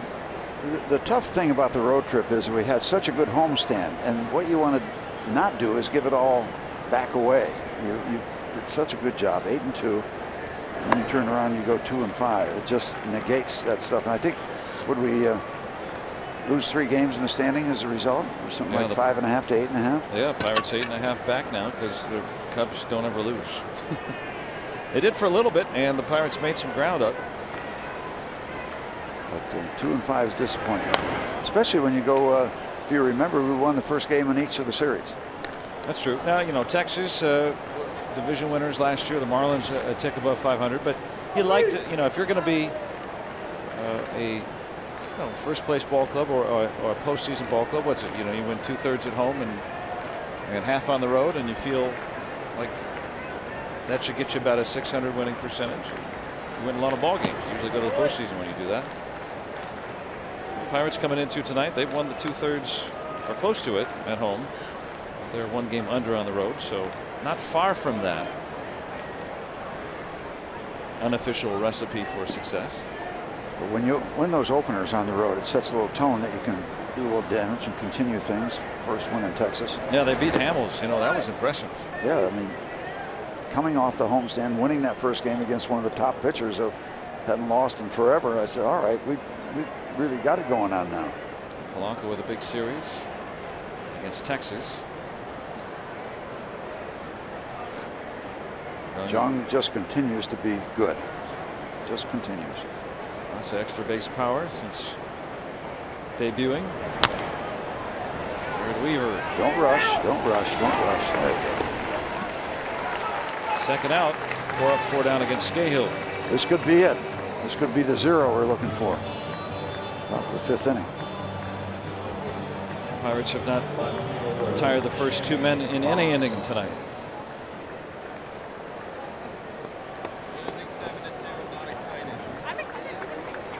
T-shirt groupings.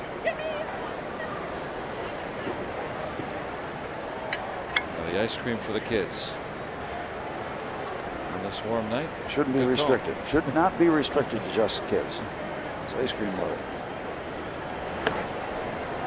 Shane Robinson a pair of singles against Liriano tonight. I'm talking about how the Pirates 8.5 back. It's more a byproduct of what the Cubs are doing. Pirates are still one of the better teams in baseball in that top 1/3 of records. And season a long way from being over tonight. We're at the 1/3 marker after this game tonight. Pirates would be in postseason position again this year. So the Cubs just skew things because they have been so good early on in the year that it makes it look like everyone else is not as good, and I guess in theory they aren't so far. 1/3 of the way in. Let's look at the Volkswagen standings, and Cubs winning today, so 9 back. But I mean, 5 games over, that's a good winning percentage. Well, just the only thing is, I'll make this point. It's never fun to lose 3 in a row if you're a good ball club. Oh, sure. Just, yeah, you want to get that rid of that, get that taste out of your mouth, and now you're heading down the road. So yeah, you don't want to get on these skids. And you do, but nobody likes it. When you know you're a good team. When you're a struggling team year after year after year, you kind of get numb to it. But the Pirates have been very good, and you just you want to win most of the time. And the Pirates had a great stretch just prior to the road trip. Starting pitching has been a big reason why the Pirates had been winning, but Jeff Locke with that shutout in the opener.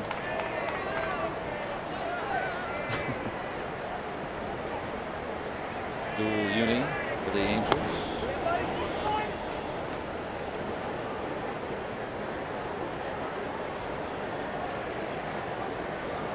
Escobar tonight, 1 out of 3. 7-2 Angels in the 5th. I thought that jersey might have been a representative of somebody working for DeCesar and Engler, the entertainment promotional guys in town for years. He's bringing a lot of great events into the city of Pittsburgh. Great partnership for a long time. Yeah, those dual jerseys are kind of hard to figure out at first, and they usually make some kind of sense. Robinson, not much of a threat to run, but keeping a look at him.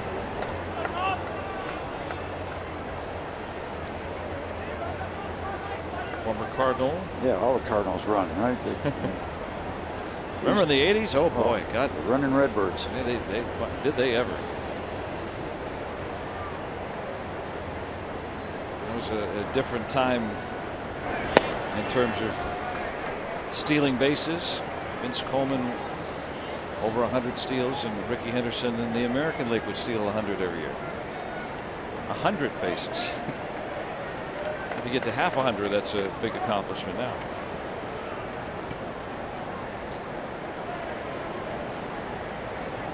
Pitcher's quicker to home, right?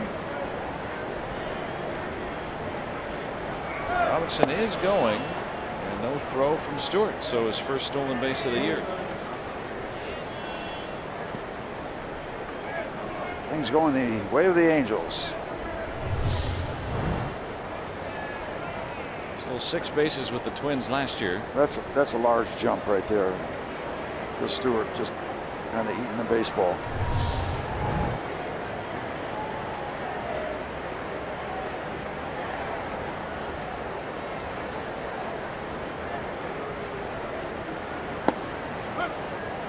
Strike.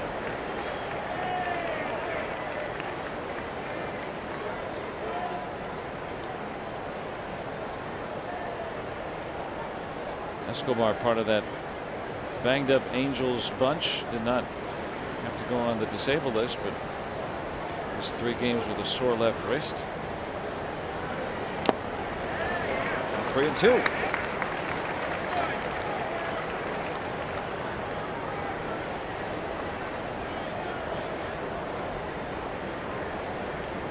Calhoun to follow. He's homered tonight.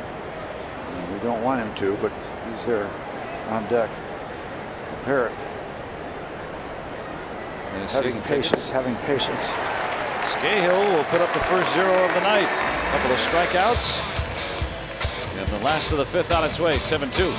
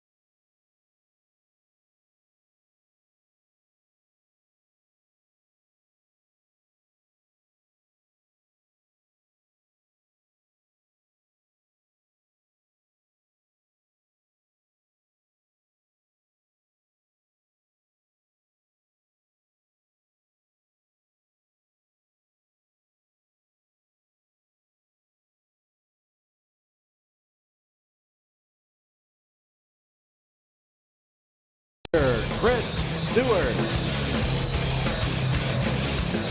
There's Chris Stewart's walk-up song on a Friday Night Rocks, and he has one heck of a story about that song. It's called Forsaken by the group Skillet. Now, the band was randomly in Pittsburgh at a game against the Reds a few years ago, and while they were watching the ball game, they heard Chris Stewart's song. Go ahead, Joe. Wolves takes care of that one. Robbie, what else you got on that? So they hear the song. Their guitarist is Seth Morrison, who happens to be a big Reds fan and somehow knows Astros catcher Eric Kratz. And it was Kratz who connected Stewart and Morrison. Now, the band came to another Reds-Pirates game the next season, and Stewart left a few tickets. Not only did they all meet, they brought Stewart a few signed CDs to pass out. All this because the guitarist of Stewart's song somehow likes the Cincinnati Reds. How about that story? How about that? Now, if I left some tickets or did something for Jethro Tull, think we could get him out here on a Friday night? It's Friday Night Rocks. Anything can happen. As we've seen tonight, you were out there twisting and shouting with the Brighton boys. Yeah, well, they played something I knew. Now, don't sell yourself short. We had a long drive back from South Florida during spring training and talked rock music, and you taught me a thing or 10. Yeah. So I know you know your stuff, and not just a certain era or whatever. You were. Well, there are certain areas, the late 50s, 60s, and 70s, my wheelhouse. Yeah, and I'd listen to a lot of radio, and yeah. And you play a lot of air guitar. I saw. You were doing a nice twisting.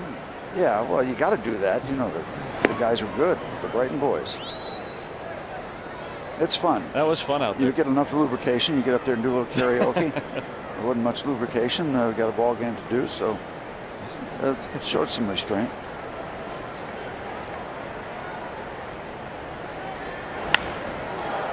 Bidding for his first big league hit.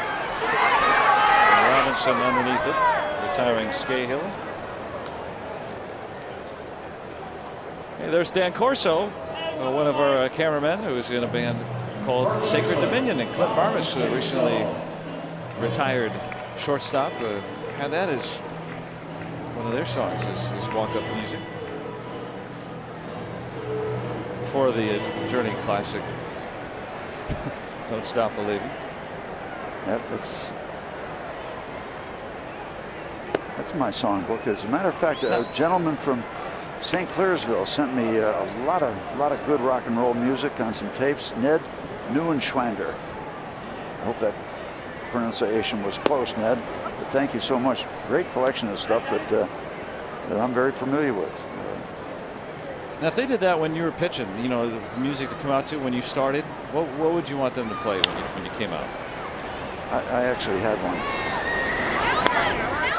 but we don't need to bother with that. Okay. Through 5, it's still 7-2 Angels.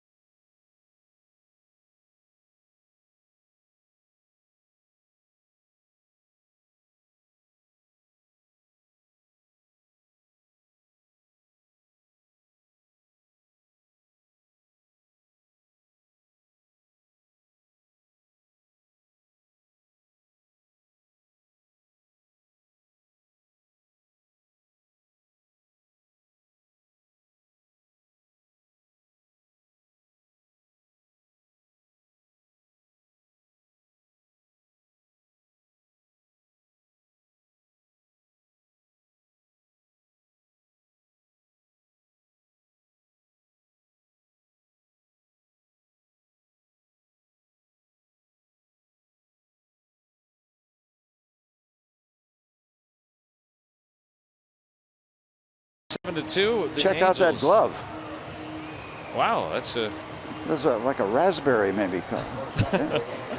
Let's take a look at our day automotive. This day in history. Back in 1979, the Pirates beating the Padres 7-0. Bruce Kieson found out that he was going to start just minutes before the game. Don Robinson couldn't go. The game actually 10-minute delay, so Kieson could warm up, and he carried a no-hitter into the 8th inning.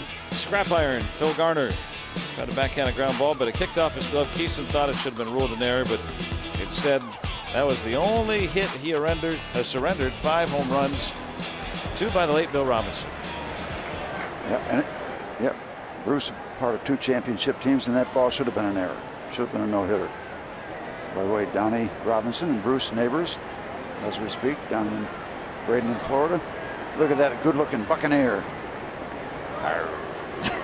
Look alive, mateys. We get to see Bruce Kieson every now and then scout Baltimore. Yeah, how about that? Scouting for Baltimore. Come on, Buster. Of all ironies. Yes. So they said, well, if we can't beat them, join them, right? Something like that. Pops. You saw the Pop statue today when we were out there on Federal Street. Yeah.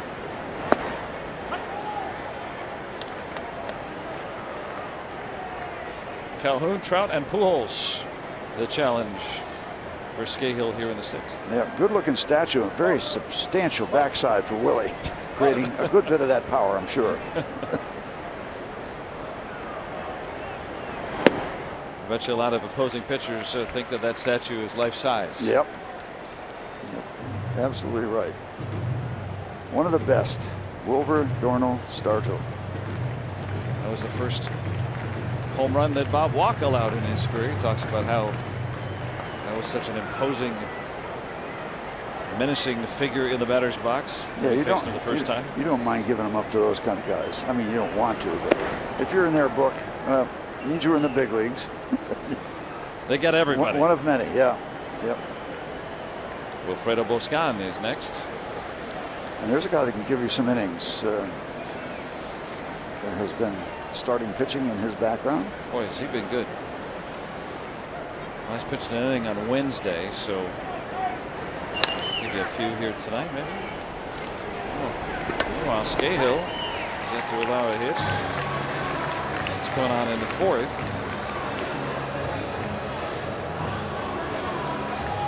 Let's take a look at our Nissan road ahead. Remainder of this series, Jeff Locke after that shutout going tomorrow. 3:30 airtime. Nick Tropiano, his opposition, and then Yolis Chacin against Garrett Cole. Chacin with a shutout his last time. A complete game, I should say. You got to remember that's a 4:05 start. If not, well, be solo for a little while. Yeah, after getting in at 4:30, my wife thought there was a burglar breaking into the house. I said, Karen, you see me coming at 4:30 different times. John Logan. Bob Scahill doing a nice job. First 2 men down in the 6th. And speaking of Bob Walk, good to see him back in the booth. Yeah, well, he's been fine. He just precautionary. He just could not go on the last plane trip. And he was back home. He was working before we left. Complete recovery. Happily safe for Robert. Just kicking back and enjoying the ball game tonight. Well, he's kicking back. 7-2 Angels. Yeah, that's yet to turn around. Pujols with a single and a walk.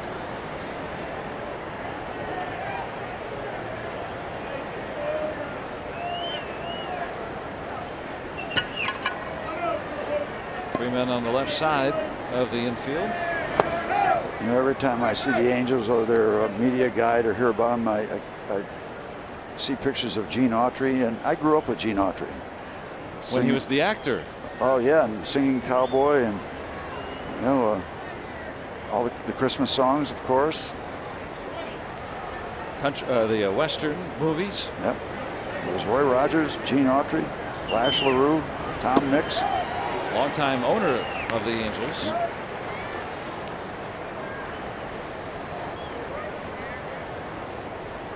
And what was the name of his horse? I can't think of it. Champion. Champion, that's right. No match for Trigger, but you know, Right. nice looking horse.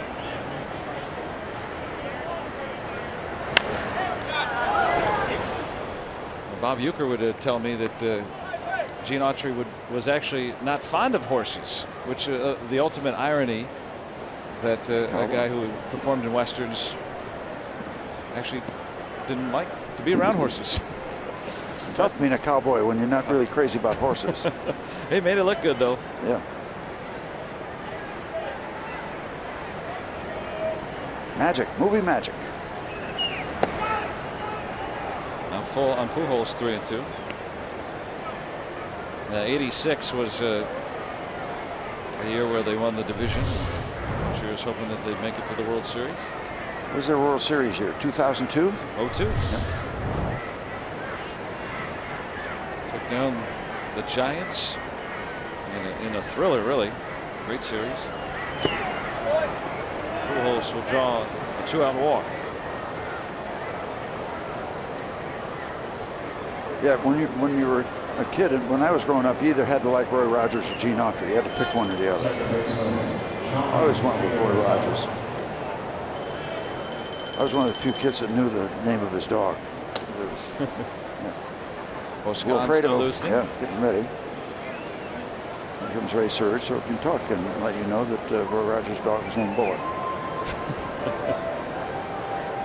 You don't get that anywhere else, folks. A lot of useless information. Old rock and roll songs, movie cowboys. Well, there you that's Pretty Sure Friday right there. That'll tell you all you need to know. Also, and they haven't given up tonight. Blue Squid Heads. It's got to be a cartoon I don't know yet. Ari's a personal favorite, those Blue Squid Heads. I'll be learning them. Not too long. Pittsburgh, Pennsylvania. Wow, look at this. They're talking with some of the Angels coming into the game tonight, and many of them their first trip ever to Pittsburgh, and so many very complimentary of our city. Yeah, well, we were in Miami. That was big, but it was garish. This is real. Yes. This is real. When they come in from the airport and you come into the city, or you come through the tubes and you see the wow. city. You see wow. It's as splendid as anything you'll see in this country. And a lot of the Angels folks impressed with that coming in tonight. Never gets old. It really doesn't. And that's why we love it and continue to stay.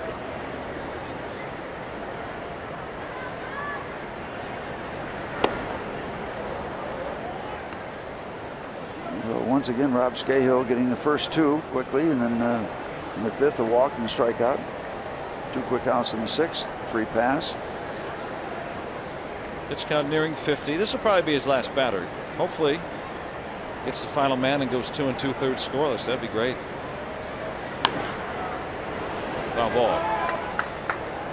Sam's been a busy lady tonight. Oh, there you go.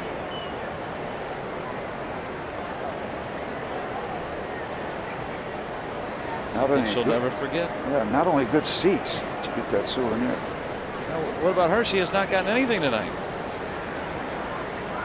Taylor's got to get some action too.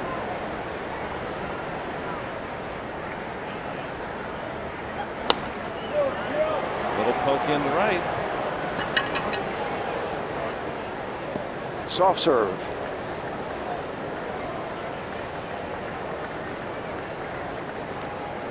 Just hard to put up zeros tonight. 2 quick outs, now 2 runners. It's the first hit that Scahill has allowed here in his 3rd inning of relief, and Clint Hurdle yelling out Dale. Try to get a double switch here, so Scahill will be out. Really nice effort for Rob Scahill this evening, going a long way too, and keeping this one at 5 runs. Cole Figueroa is in. Still 7-2 Angels.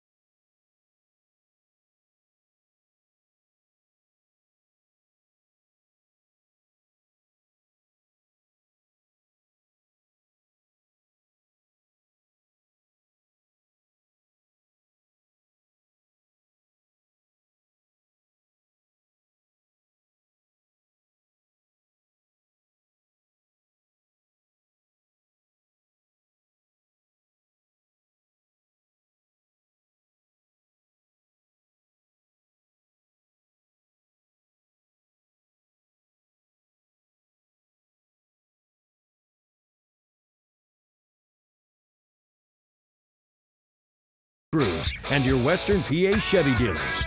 And by Barrel. Check out barreltires.com and never overpay for tires again. Let's go Bucks! Angels have the advantage, 7-2 here in the 6th. Nice outing tonight for Rob Scahill.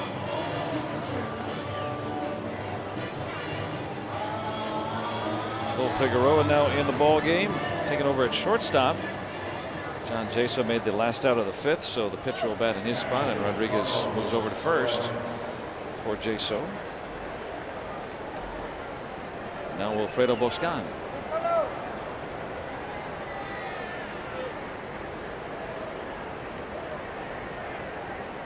Two men on with 2 out. Responsibility of Scahill. Through 49 pitches.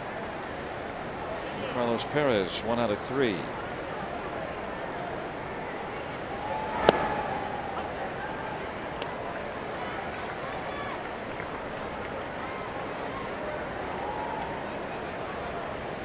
Wilfredo, as Joe said, doing a very nice job out of the Pirate bullpen.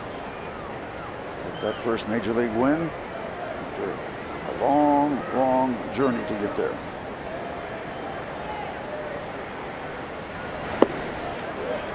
Did he go? Yes. Bob Davidson. 2 strikes.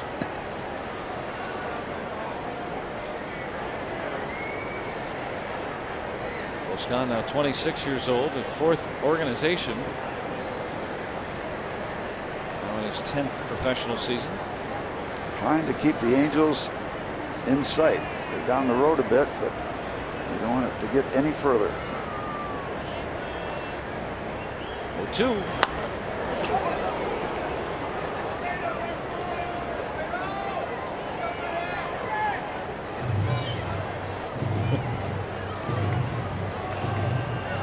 Almost got Chacin.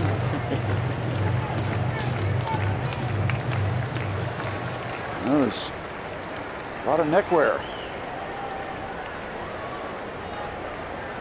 I'm sure something symbolic that's important to Wilfredo. 2 on, 2 out. 2-strike pitch. Hey, struck him out.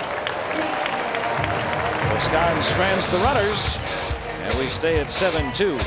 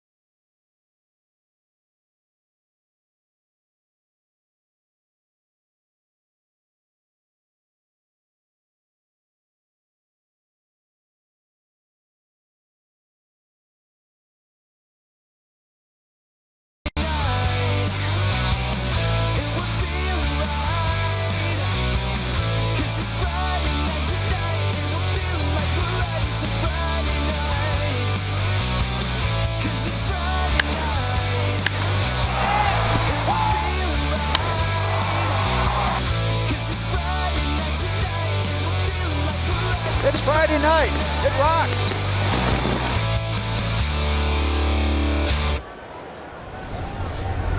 Steve Blass and the Brighton boys be performing a concert near you soon. Get your tickets now.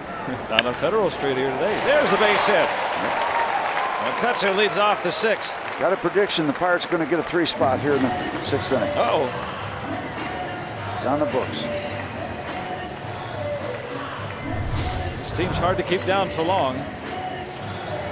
Like that cutter outside, and it just simply turned it back around. Found that hole. And action here in the bottom of the 6th. Need something to light this crowd up. Get them going.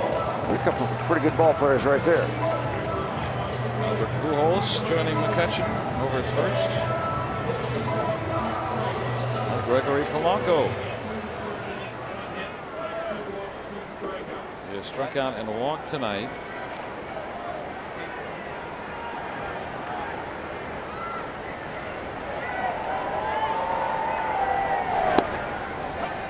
Weaver flipping it up there this evening has kept the Pirates off balance. Remember that movie, Flipper? Smartest Dolphin you'll ever meet. Uh-huh.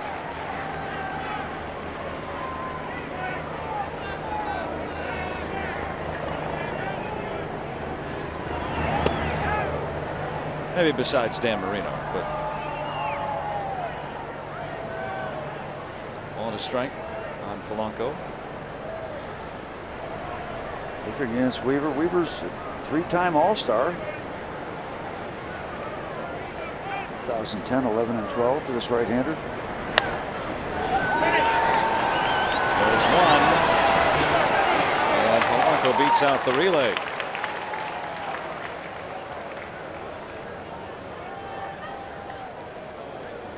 Well, now the guys who have homered coming up.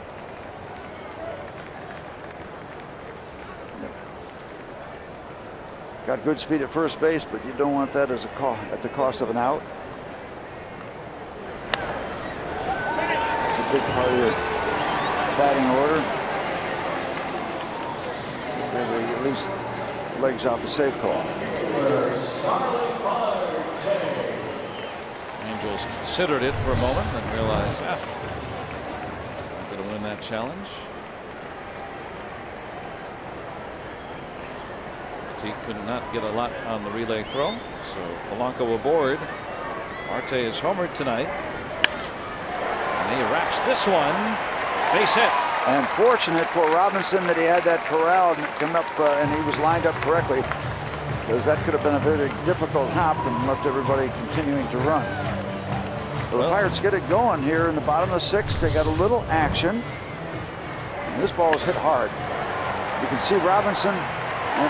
That's a ball you have to try to keep in front of you. Yeah, that ball can take off. Get the big glove around it, and that's another big piece of leather. Good look on our Allegheny Health Network Supermo. Now for Mike Scioscia and company, a guy that has torched Weaver tonight for a home run and a double. Jung Ho Kang. Well, Steve, you think the Pirates are going to have a big inning? Well, he's going to hit over the fence. That way. Yeah, he's going to hit over the fence here.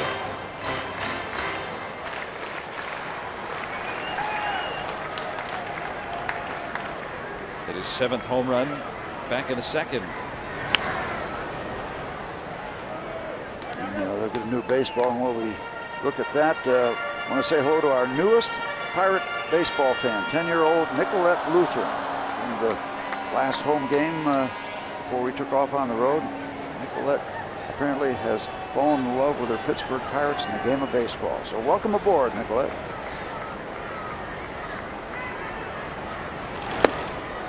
Now 2-1.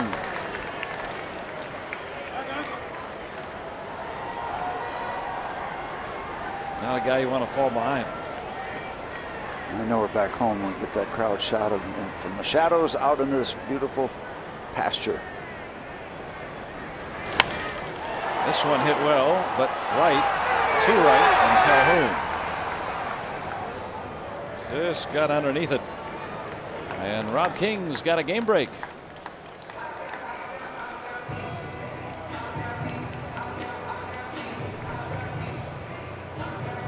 Second baseman, Josh Harrison.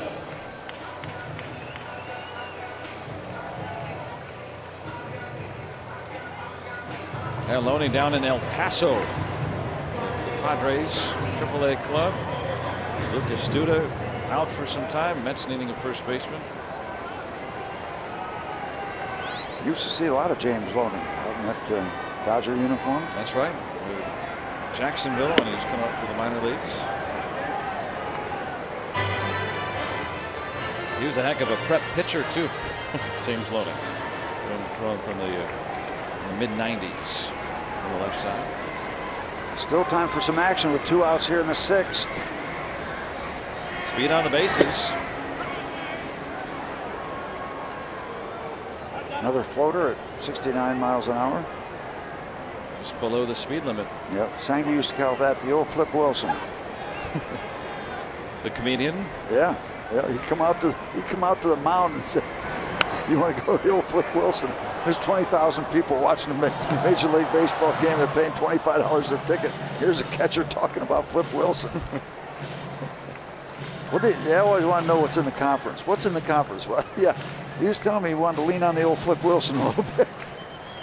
I enjoy watching those World Series videos where they got the managers mic'd up. Oh yeah, yeah. Weaver comes back to strike out Harrison. Pirates get 2 hits, but strand 2, and we're through 6. Still 7-2 Angels.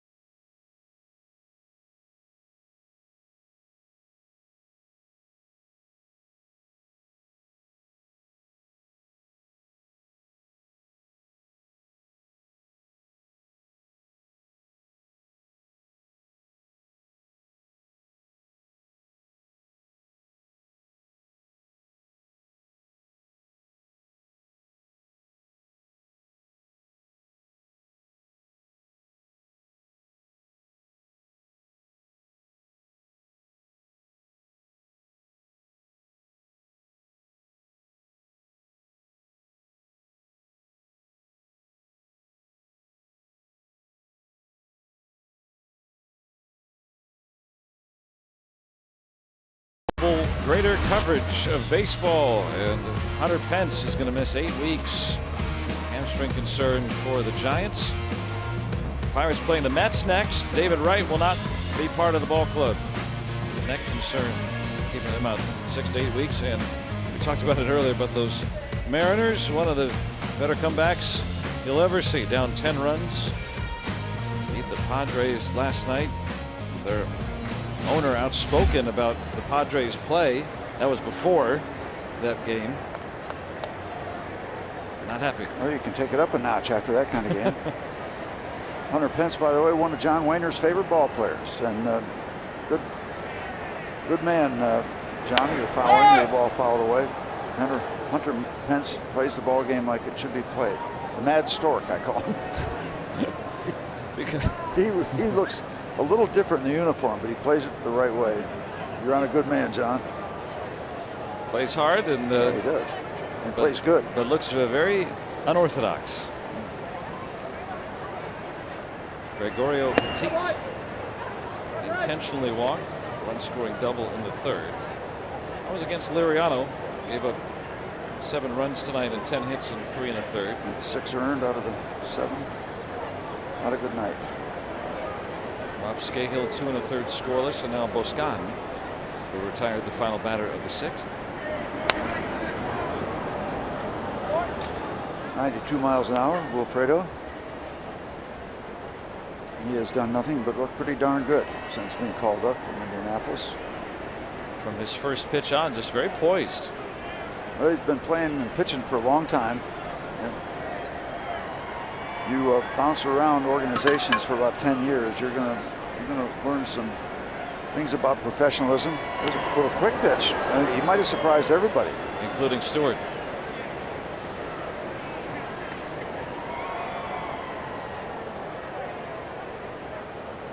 Now, that one didn't go so well.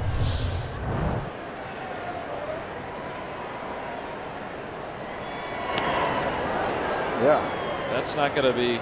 That's not the thing you want to do to your catcher. There'll probably be a discussion or two, not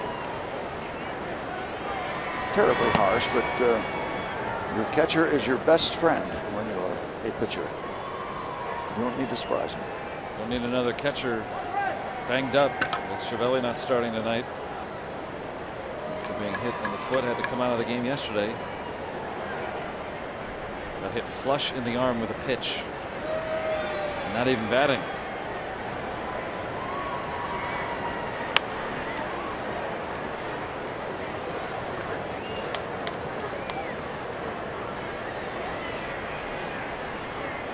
Still full on Petit.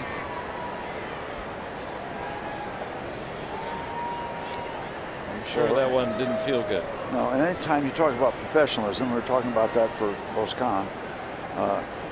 You put Chris Stewart in the picture too, because his picture's pretty near that word. About as good as it gets.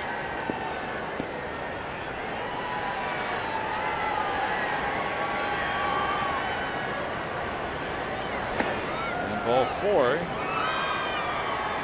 The Angels get the leadoff man on here in the 7th. Pirates have walked 7 batters tonight. That doesn't go down too well. Jared Weaver's night is done. Jeffrey Marte is going to pinch it. No, there'll be no party for this Marte. Starling. Jeffrey. Starling. Marty.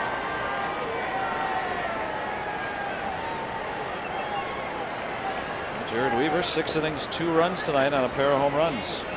Back-to-back leading off the 2nd inning. That's all the Pirates could do against wily veteran.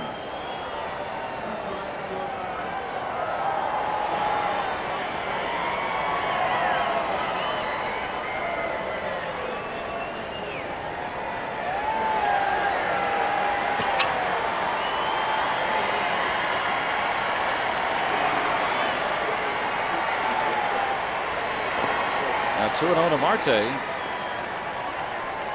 6 for 14 in his time up with the big club. It'll be quite an adjustment for Pirate batters to have somebody come in that's, I don't know how much faster he's going to be than Weaver, but other than substantial, probably. But take nothing away from Weaver. He gives up a couple back-to-back home runs and didn't change his approach one bit because he's been doing it successfully for a lot of years.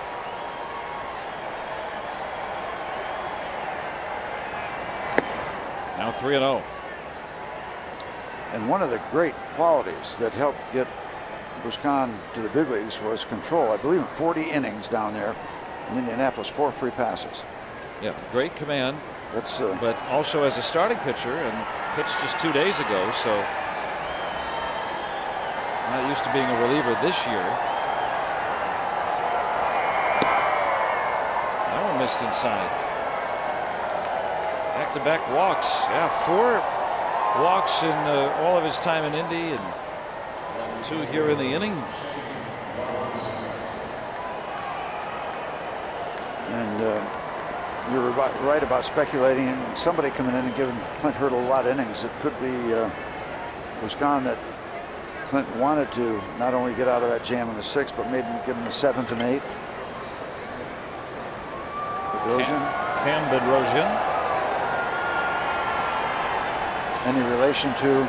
Yeah, Steve's son. '87 Cy Young Award winner, the great fireman.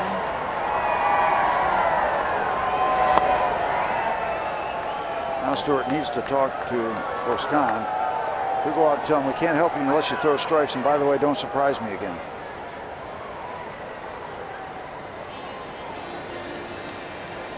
Just a quick reminder.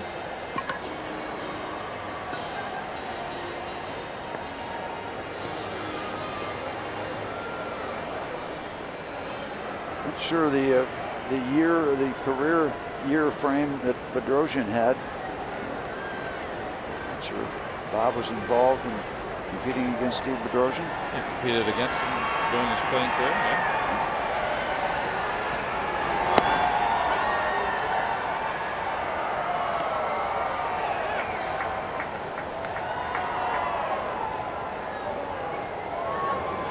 Shane Robinson involved tonight, as you can see by his line.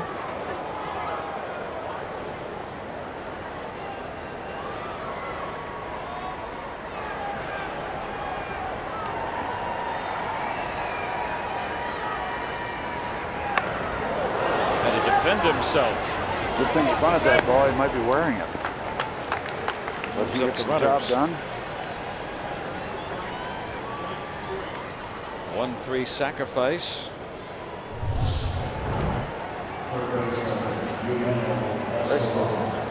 Around the head, and he gets the job done. And a little look toward the mound before he runs. So Petit to third, Marte at second. Yeah, well, he shouldn't be surprised. That's one of the things you do when a guy's trying to bunt, maybe try to get him pop it up, especially in a two-strike situation. They'll foul a lot of those pitch locations that Boscan just delivered right straight back.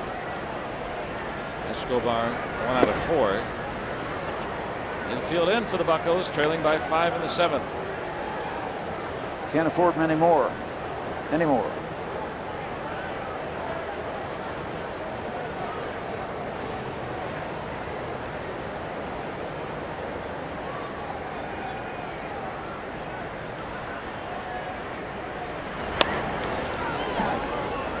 I would speculate, and I'm not saying this is completely accurate, that a major league manager, I'm speaking Clint Hurdle right now, this is the kind of game where you got to have a lot of patience. It's not going the Pirates' way, and you've got to understand that your team is going to play these kind of games. So you just got to hang in there. You can't overreact, unless it's something completely blatant, because every team is going to be involved in these kind of games where you're just not doing what you want to do. You're trying to play catch up. It's tough. And you see those kind of things, which are part of baseball games. So you wonder how they handle it. But most managers, when asked about the 3 most important things as a major league manager, they'll say patience, patience, and patience. And Escobar with a 2-run single. He got it started for the Angels about, what, 7:06 tonight? Leadoff single to begin the game. RBIs 14 and 15. Now 9-2 Angels.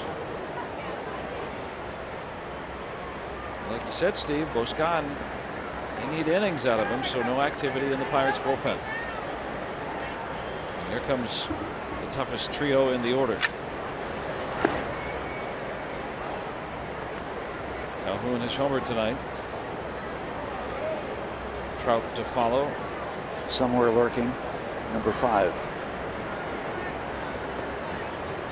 Mr. Pujols.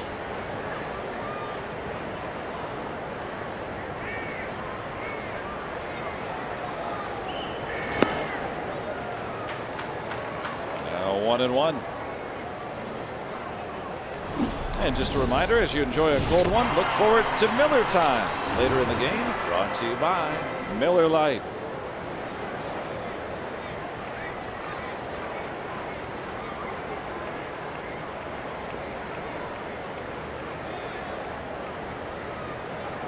Angels trying to take the opener.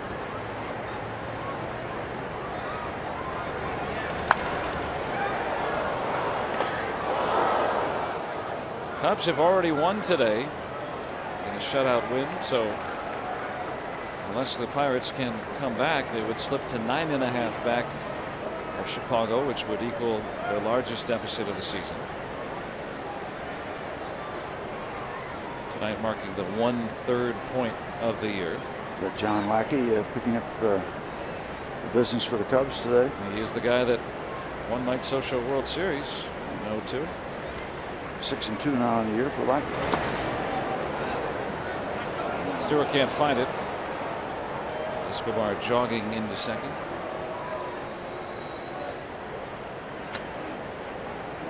That will be assessed a wild pitch.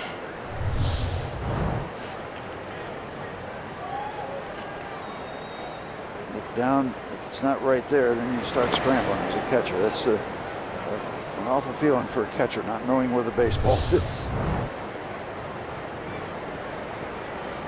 One of those nights. I haven't seen too many like this year.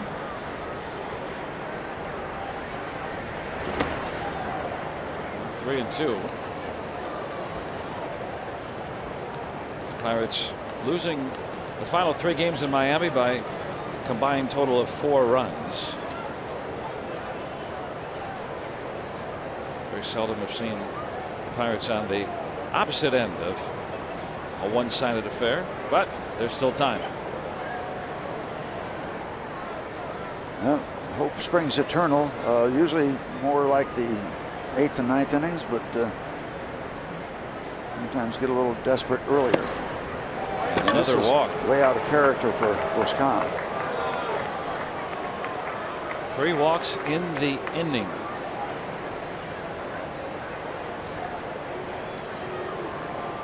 Ray makes a trip off the mound, and we'll share some fans' enthusiasm with you. Take a look at their Point Park tweets. Here they come. Mike Hudak welcoming Mike Trout to the Berg. Michael, yeah, it is great to see some of the greats of the game in interleague play.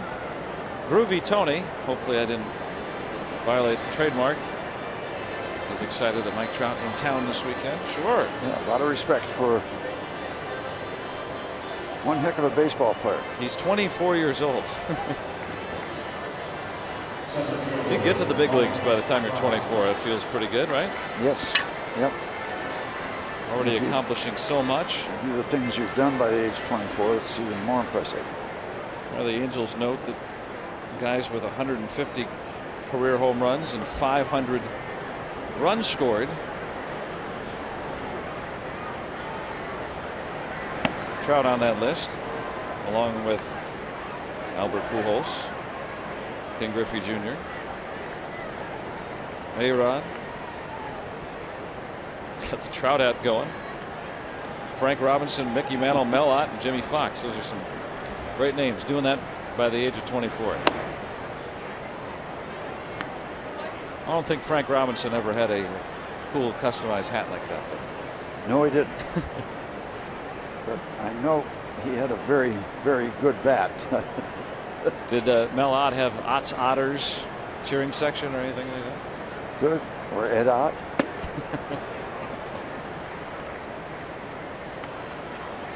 Well, I asked Mark Melancon the other day. That's his nickname, Mark the Shark. I said, are you going to try to keep that on a low profile here the next couple of weeks? He said, yeah, I'm Mark the Penguin for the next couple of weeks.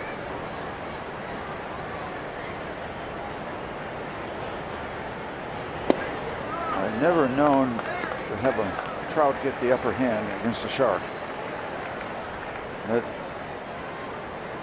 It's like John Barleycorn, undefeated. Sharks against Trout.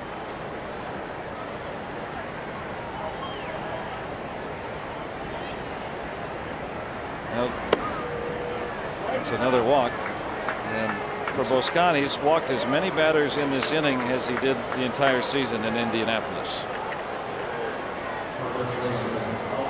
And I know that the Pirates need some innings from him, but This It's been a hard night for him to find a strike zone. This could get ugly because now the only thing he's thinking about right now, other than Pujols being up there, is I've got to throw a strike no matter what happens, and that's really a tough line of thought for a major league pitcher. 13 career grand slams.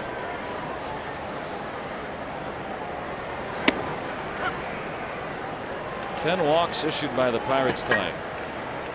Tough to overcome, especially when you combine it with a dozen hits. It's a lot of base runners.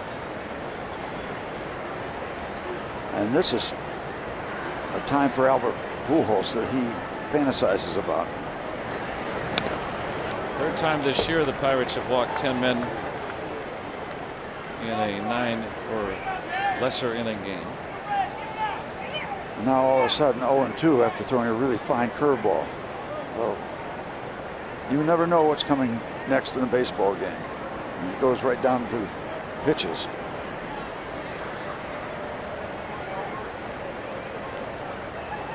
Base is full of Angels with one out. There's one. And there's two. And around the horn. Double play. And the Angels settle for two.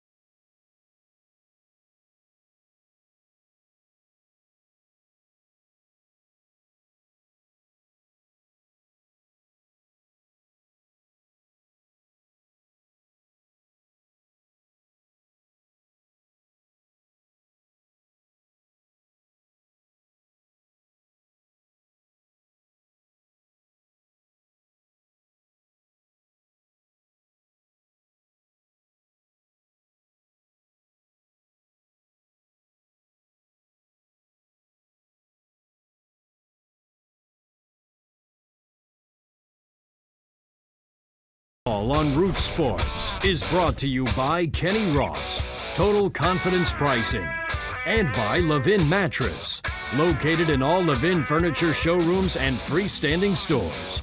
Let's go Bucks! Pretty night outside of PNC Park. Tough one here in the ball yard. 9-2 Angels. 10 base on balls issued by the Pirates tonight. And Jeffrey Marte staying in the game. He's over at first base. And a new moundsman as well. I almost said for California. For the LA Angels of Anaheim, Cam Bedrosian. Nice numbers for Cam, son of Steve. 20th appearance. 16 innings, 18 strikeouts. Weaver goes 6 innings, a couple runs, 6 hits, a walk, 5 strikeouts. So he outlasted the starter at a price. And the former Angel, Sean Rodriguez,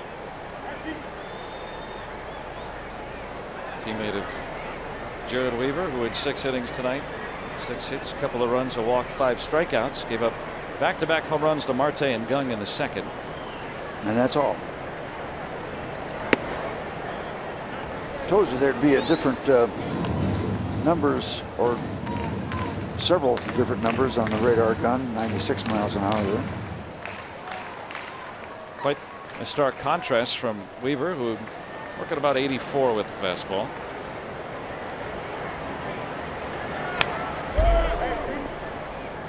And there's an example of what that can create. Late swing for Sean.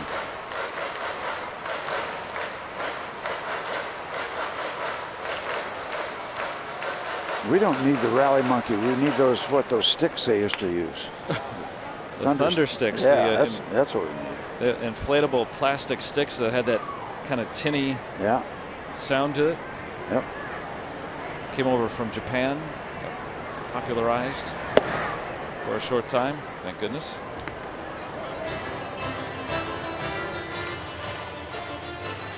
I very much disliked the sound that they made. Cheap. It was a cheap sound. Just a irritating.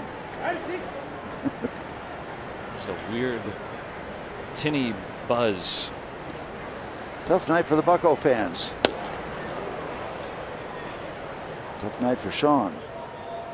He did have a base hit first time up. It's tough when your kids have the upper hand. Tell me about it.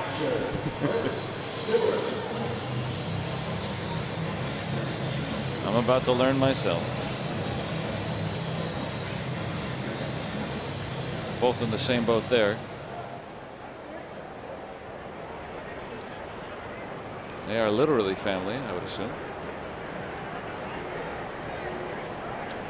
I think the expressions on the Bucco fans tonight tell you all you need to know. This is just a rough one. Beleaguered.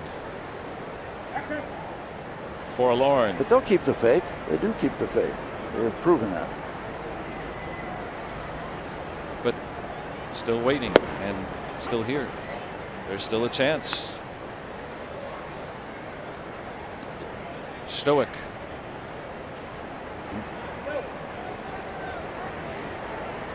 Disinterested. You'll sleepy. The cheating texting pose. Thinking nobody's going to see you cheating. Texting. One of my favorite things they do at the ballparks, some of the parks, is Oblivion Cam, where they see how long it takes for you to realize that you're on the scoreboard. That's when there's really nothing happening for you, isn't it? Stewart. That's why you stick around too. You don't know if your team can come back, and you might find yourself with a souvenir too. And you get to that point, you're reaching. But hey, what do you got?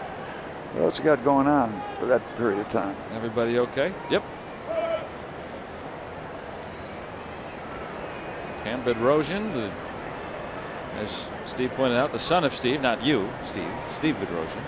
He's one of the forerunners of the beard, wasn't he? Yeah, he was one of the early guys. I don't know if he was the first one or not.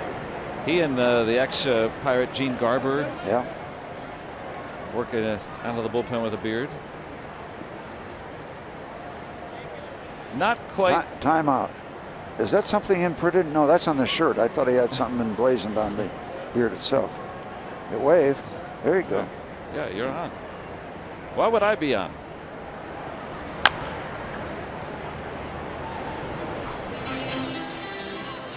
Yeah, Cam Bedrosian, Bedrock, you know, they call it Steve Bedrosian that. Cameron Rock Bedrosian, that's his name. Middle name's Rock? Given middle name. Only one Rock I know. That one a lot better kept. Maybe a playoff beard? No. Just every day. Couldn't get a better hop.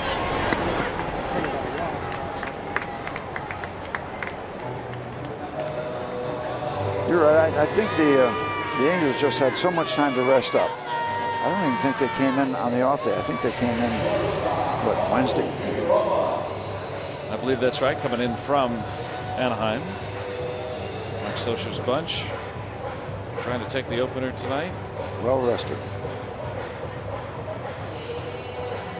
Not that you can blame the Pirates. The Pirates got in very, very late, but I've seen those kind of situations, and you come out and you just pound on somebody. You just take it out on them instead. So there's no direct correlation. It's possible you can have this kind of game or a dominant game. Figueroa's got that average up to 211. 4 hits in his last 9. But I'm sure they've done studies on that, how teams do when they get back into town after 2 a.m. or something like one of those. The Marlins scheduling a night game.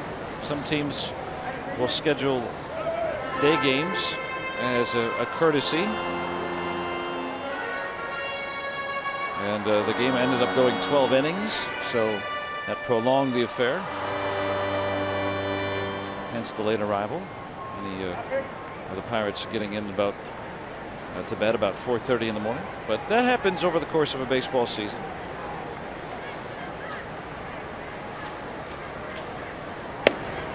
Pirates will have another such instance coming up this week or next week on Thursday, going to Denver for that makeup game.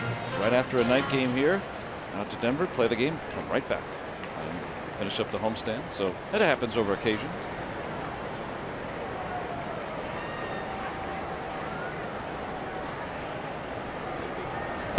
Figueroa down on strikes. Pirates down in order in the 7th. 8th coming up.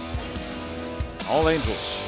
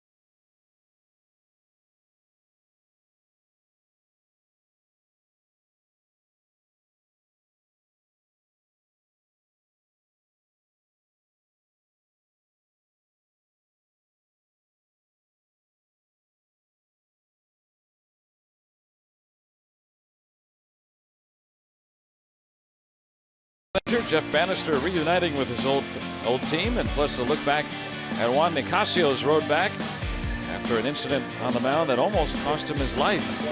That and more on Inside Pirates Baseball, presented by Allegheny Health Network tomorrow at the postgame right here on Root Sports.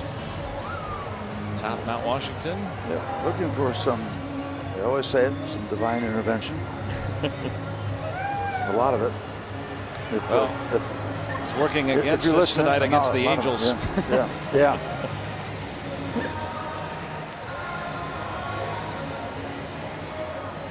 9-2 tonight. Still not keeping those folks from having some fun. Watching some Major League Baseball. There's somebody having some fun. Gia Vitella. 1 pitch, 1 out. After 31 pitches and 4 walks in the 7th from Boscan.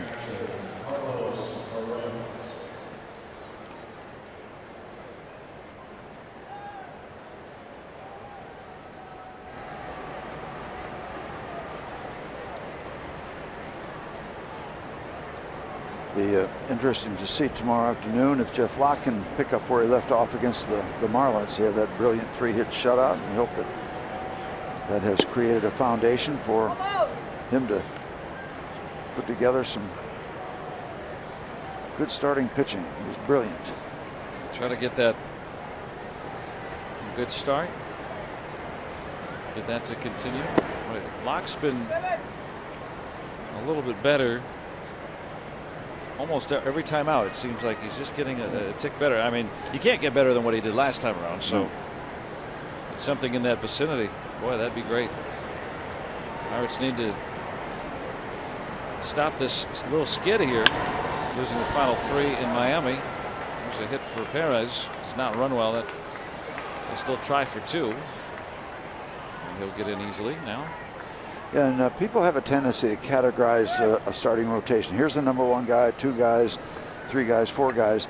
But you got to realize that everybody in the Major League starting rotation is capable of doing what Jeff Locke did. It's just a matter of who does it most often, and most consistently. So you can get a guy that maybe, quote unquote, is, okay, here's our number 4 guy going into the season. He gets hot.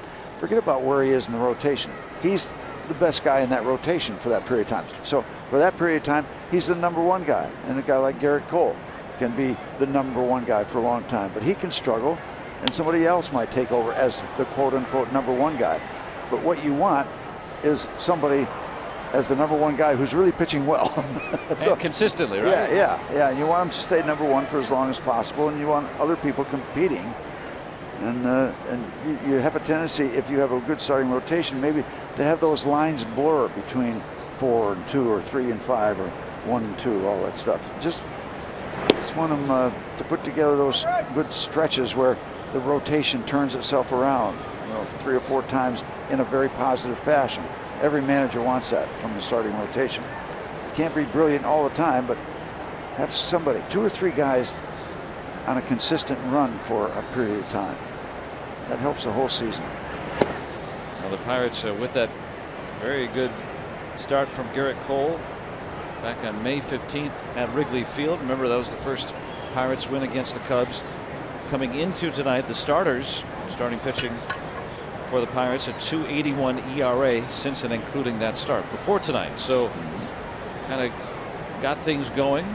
Yeah, we're playing around that with that very set of statistics and graphic down in Miami, and it was kind of ironic that when they started getting better, we didn't hit as well. And we were on fire offensively. We were just carrying the whole ball club with offense, and the pitchers are struggling to keep up, struggling a bit. They started getting their act together, and now we're having trouble doing what we did offensively. The ebb and flow, and for a period of time there after May 15th, it was a great combination because we were pitching and hitting, and that's when it's fun. And that's when you can put together an 8-2 homestand.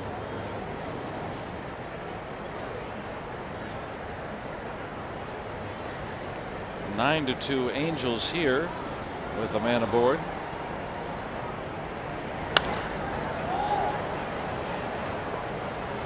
Polanco. So the bottom line in all this, Joe, is the fact that one aspect of your team can carry you, pitching, or another aspect of your team can carry you, hitting. But when they're both clicking, that's when it's fun. That's when it's really fun. Happy birthday. Yeah. You don't have to scream. We'll still put you on.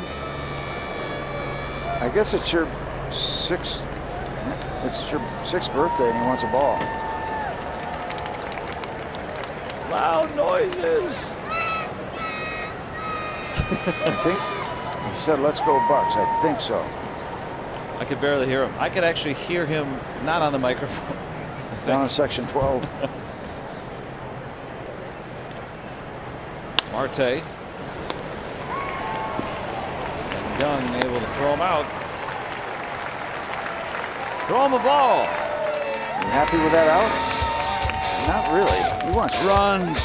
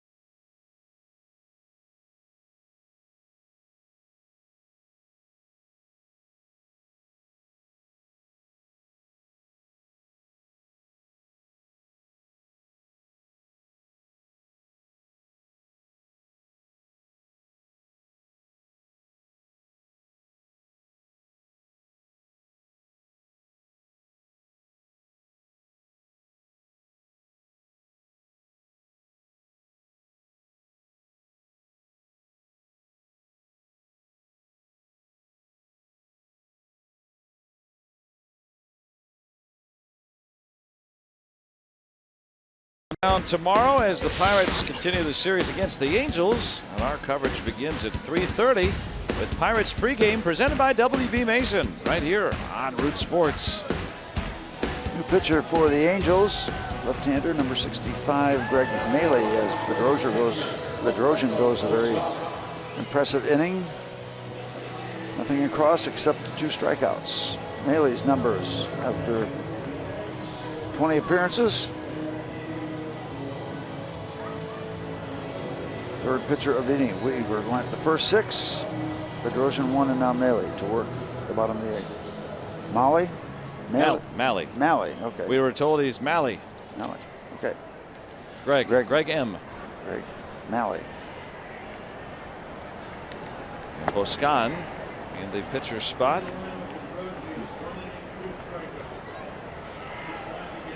What a hit. He was only at bat. So Wilfredo giving Clint the innings and hoping to give him 3 more outs. Hoping to reset that bullpen after the 12-inning affair yesterday. Not to mention, the Pirates may only have one available guy off their bench anyway tonight in Matt Joyce. So with Mercer, Freese, and Cervelli all leaving the game yesterday, hit by pitches. None in the starting lineup tonight. There's Mercer. And hopefully it's an indication that the guys are going to be okay that got hurt, because no roster moves, no people bought up, so maybe a breather, catch their breath, repair their bodies a little bit, and be ready to go over the weekend. David Freese hit in the hand with a pitch yesterday. He had to come out of the game too. Pirates were going to be in a spot yesterday in extra innings that they already had to use pitcher to bat and Schugel, but if they had another injury, that they would have had to put a pitcher in the field. Didn't have anybody else. And when you get to that point, if you're a starting pitcher, you're loving that. During the course of the season, you don't get very opportunities that you might get consideration to go out and play in the field. That's every starter's dream, and usually it's a catch-22, because usually your team is getting crushed. But Pirates have from a not, personal standpoint, yeah, let me go out and play. Yeah, the Pirates have not had a position player, or a pitcher, I should say, play the field since 1984 and Don Robinson. But you got a chance. Yeah, I did to do that. I didn't get a fly ball like Teague did, but yeah, I played out there. Teague got to play out there. Got to play out there against the Atlanta Braves. John Neese got to pinch hit. Made it count. A lot of his teammates will be here starting Monday. Former Met. They were winning at one point tonight, 4-2, I believe, down in South Florida. Now you got to play left field on August 31st, 1968. Yep, because Elroy Face was officially but unofficially traded, and that was going to be broken. That news would be broken the next day. He needed one more appearance, set a National League record for, I think it was number of appearances for one club. So he needed that. So I started the game. They called time. After a batter, I went out to left field, and Elroy got in and got his appearance. That's nice that they would do that. McCutcheon flies out, 2 gone in the 8th.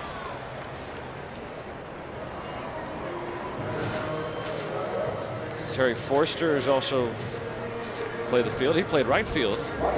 Last Pirates pitcher to play the infield, Ron Klein, played third base in 1955 in a completion of a suspended game. Ronnie Klein, teammate of mine. The Calorie Hummer from Calorie, Pennsylvania. Ways up the street north of Pittsburgh.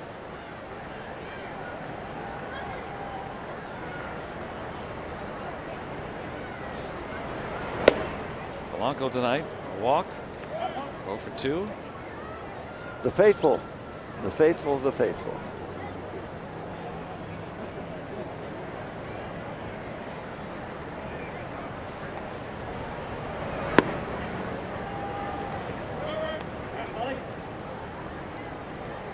that one of those SpongeBob characters, that blue thing on? You're asking the wrong guy. I don't know. You better find out when your daughter starts watching that stuff. Yeah. Yeah, that's some kind of a sea creature. You could use the Free Shirt Friday as a hood as well. Cape.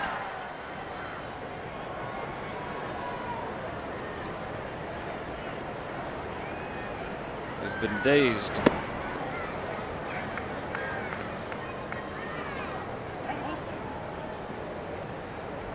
Now that's an all black and gold on. Yeah. Classic look.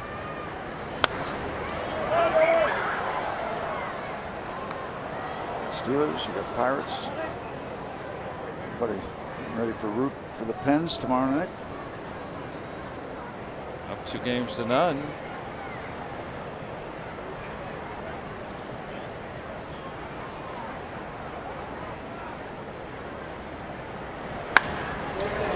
There's a base hit.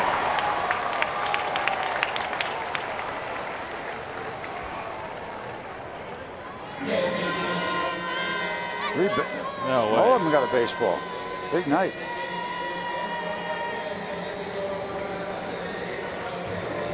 Good to see Gregory out there again. Wow. 27,000 plus virtually here tonight. Marte with a home run back in the second. And it looked like Pirates might start to have had Jared Weaver figured out, but they wouldn't muster much against him. That's a fair ball. Off the sidewall. Robinson gets a good throw in, and Marte in with a double. His third hit tonight.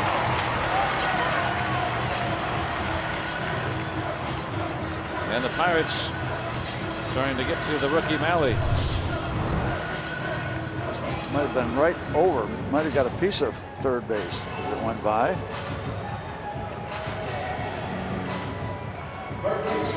Regardless, action down the left field line. We haven't seen a whole lot of action since the home runs. And this, I don't know if it's going to get dicey or not, but it would have been all right to slide in there.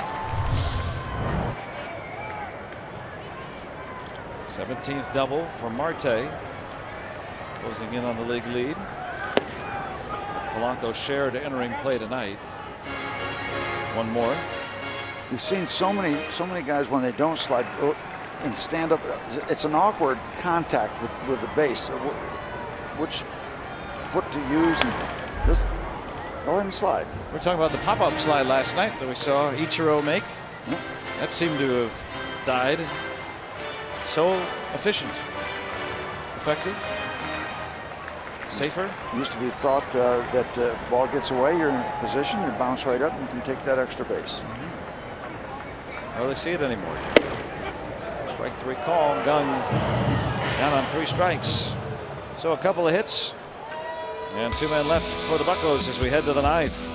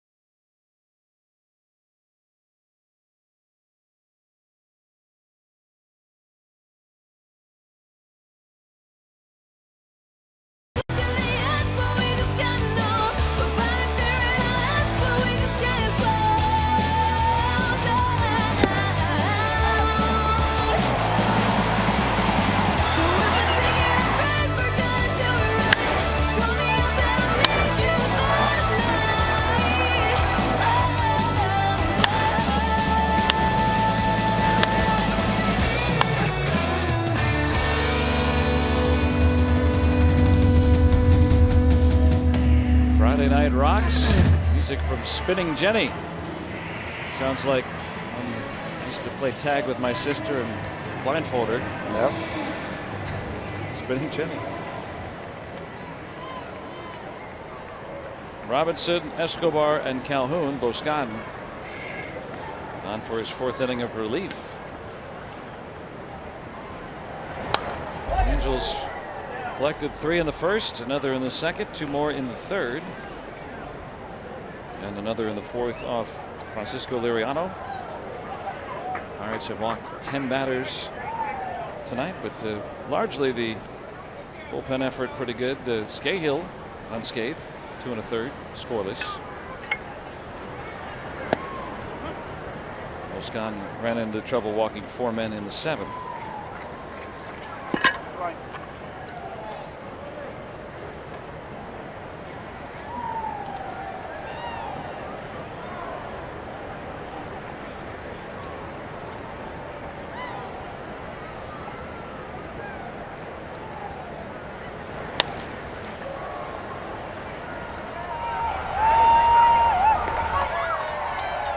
One away.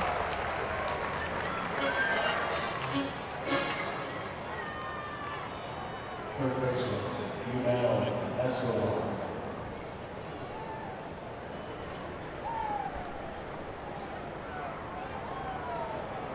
Now Escobar.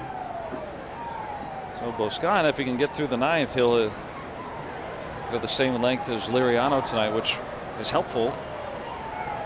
Between the 2 men, Scahill and Boscan, trying to pick up 5 2/3 innings. That's going to really help for the rest of the series.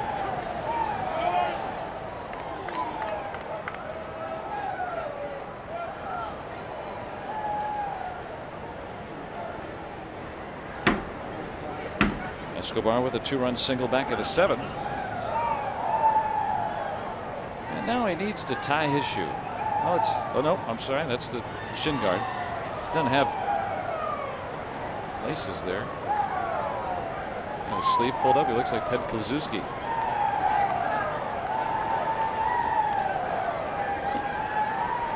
Ted Kluszewski, the big man, big clue.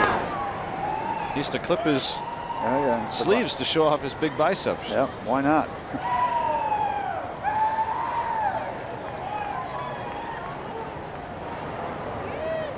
Javi Guerra, ex-Dodger, White Sox pitcher, pinned up.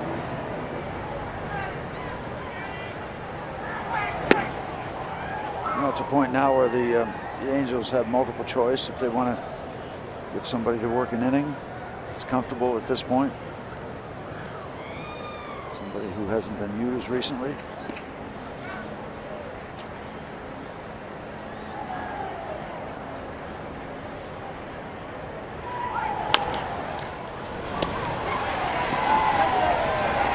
Two gone.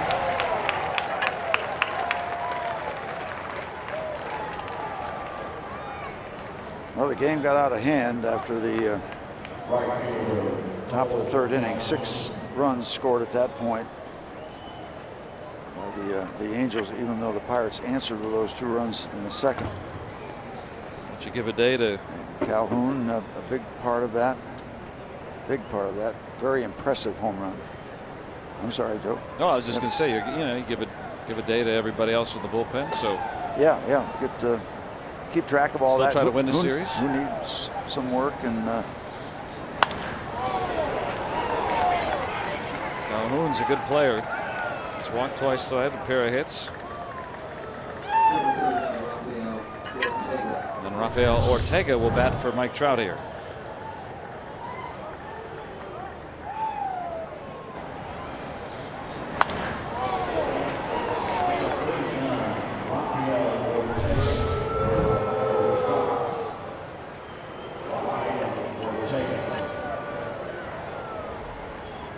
Now the folks that came out to see Trout got to see 5 plate appearances. But they'll see Ortega here. Impressive at bats they were as he stung the ball. Ortega doesn't disappoint. Calhoun moves to 3rd. Trying to get that final out here in the 9th. Well, you can never take anybody for granted. No disrespect the Angels, but the Pirates have a long stretch coming in front of them against good teams, winning teams. And so it is. It's going to be a bit of a telling homestand with the Angels, the Mets, and then the Cardinals in and around that short trip to Colorado. Of course, as you move along, you learn more about your ball club, but just the 1/3 mark, so nothing determined yet, obviously. Pirates, if they fall tonight, will be 1 game behind their pace last year at this time. C.J. Cron is the pinch hitter, son of Chris Cron.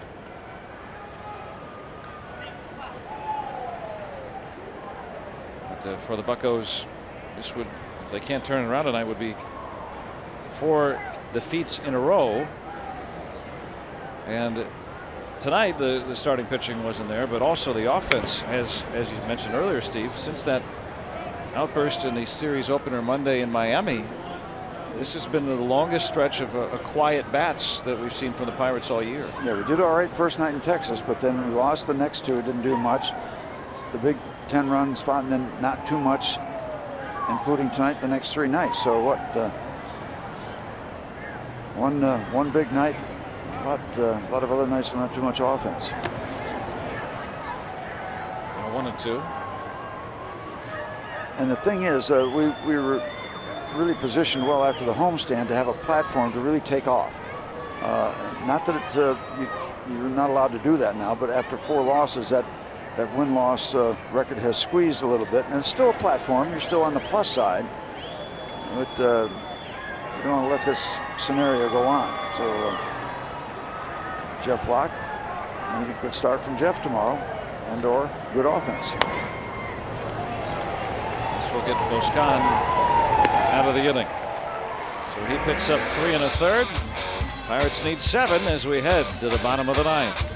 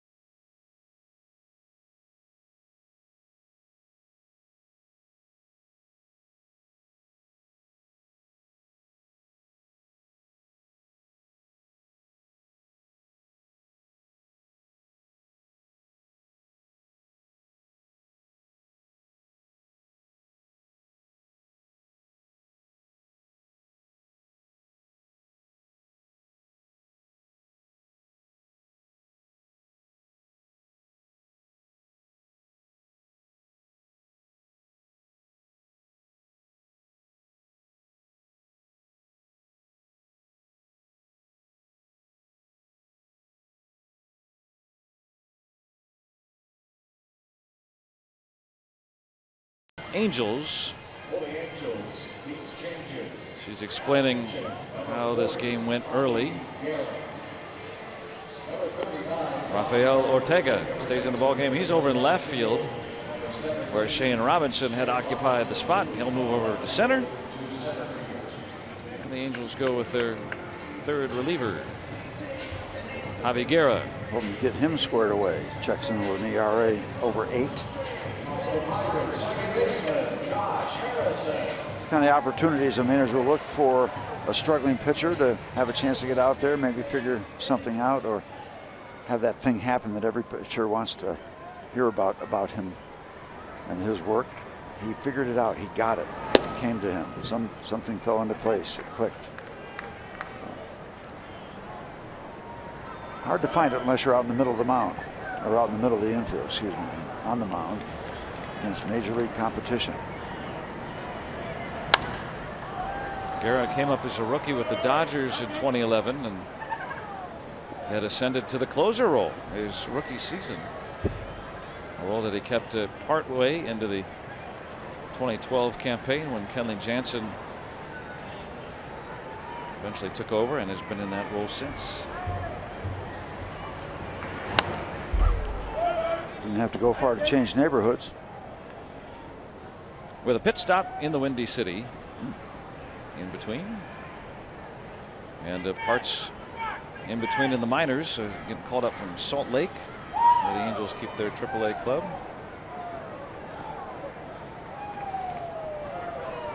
The Bees of Salt Lake. They have the same colors as the Pirates do. Black and gold, Bees. Just, you know, take that P and put one more little loop on the bottom. Those are the free shirts tonight on Free Shirt Friday. Honoring the 79 champs.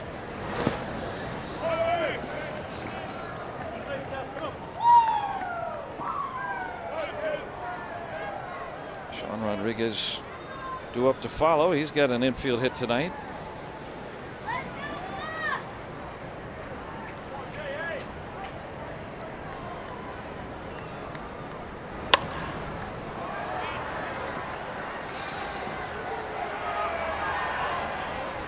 One away.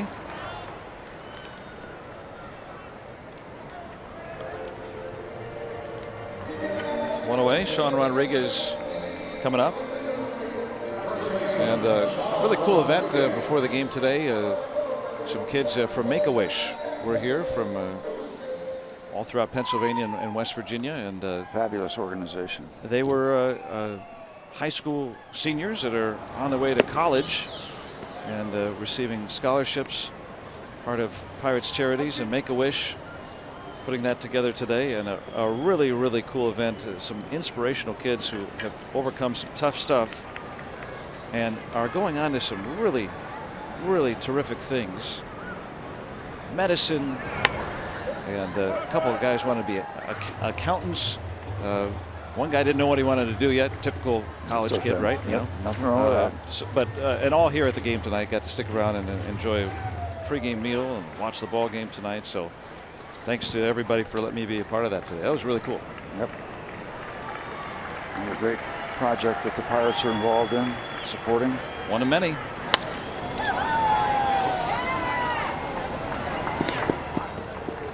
Two-way here in the ninth.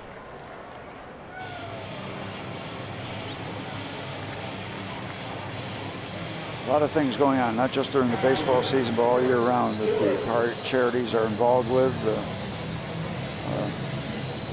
Many of them get a good bit of recognition. There are a lot of other things that don't get a lot of recognition, but are still done. And that's the way that sort of work should be. Probably you don't need to be showered with accolades all the time. You just do things, do the right things. Chris Stewart, the last chance. Yeah, this is going to be a tough comeback right now. Down 7 with 1 out to go. But get home, get rested up, get at it tomorrow afternoon at 4:05 behind Jeff Locke. It's only one game, but this would send the slide down to 4. The Pirates got to get the ship righted quickly against an Angels team that has been beaten up themselves much more. 9 men on the DL.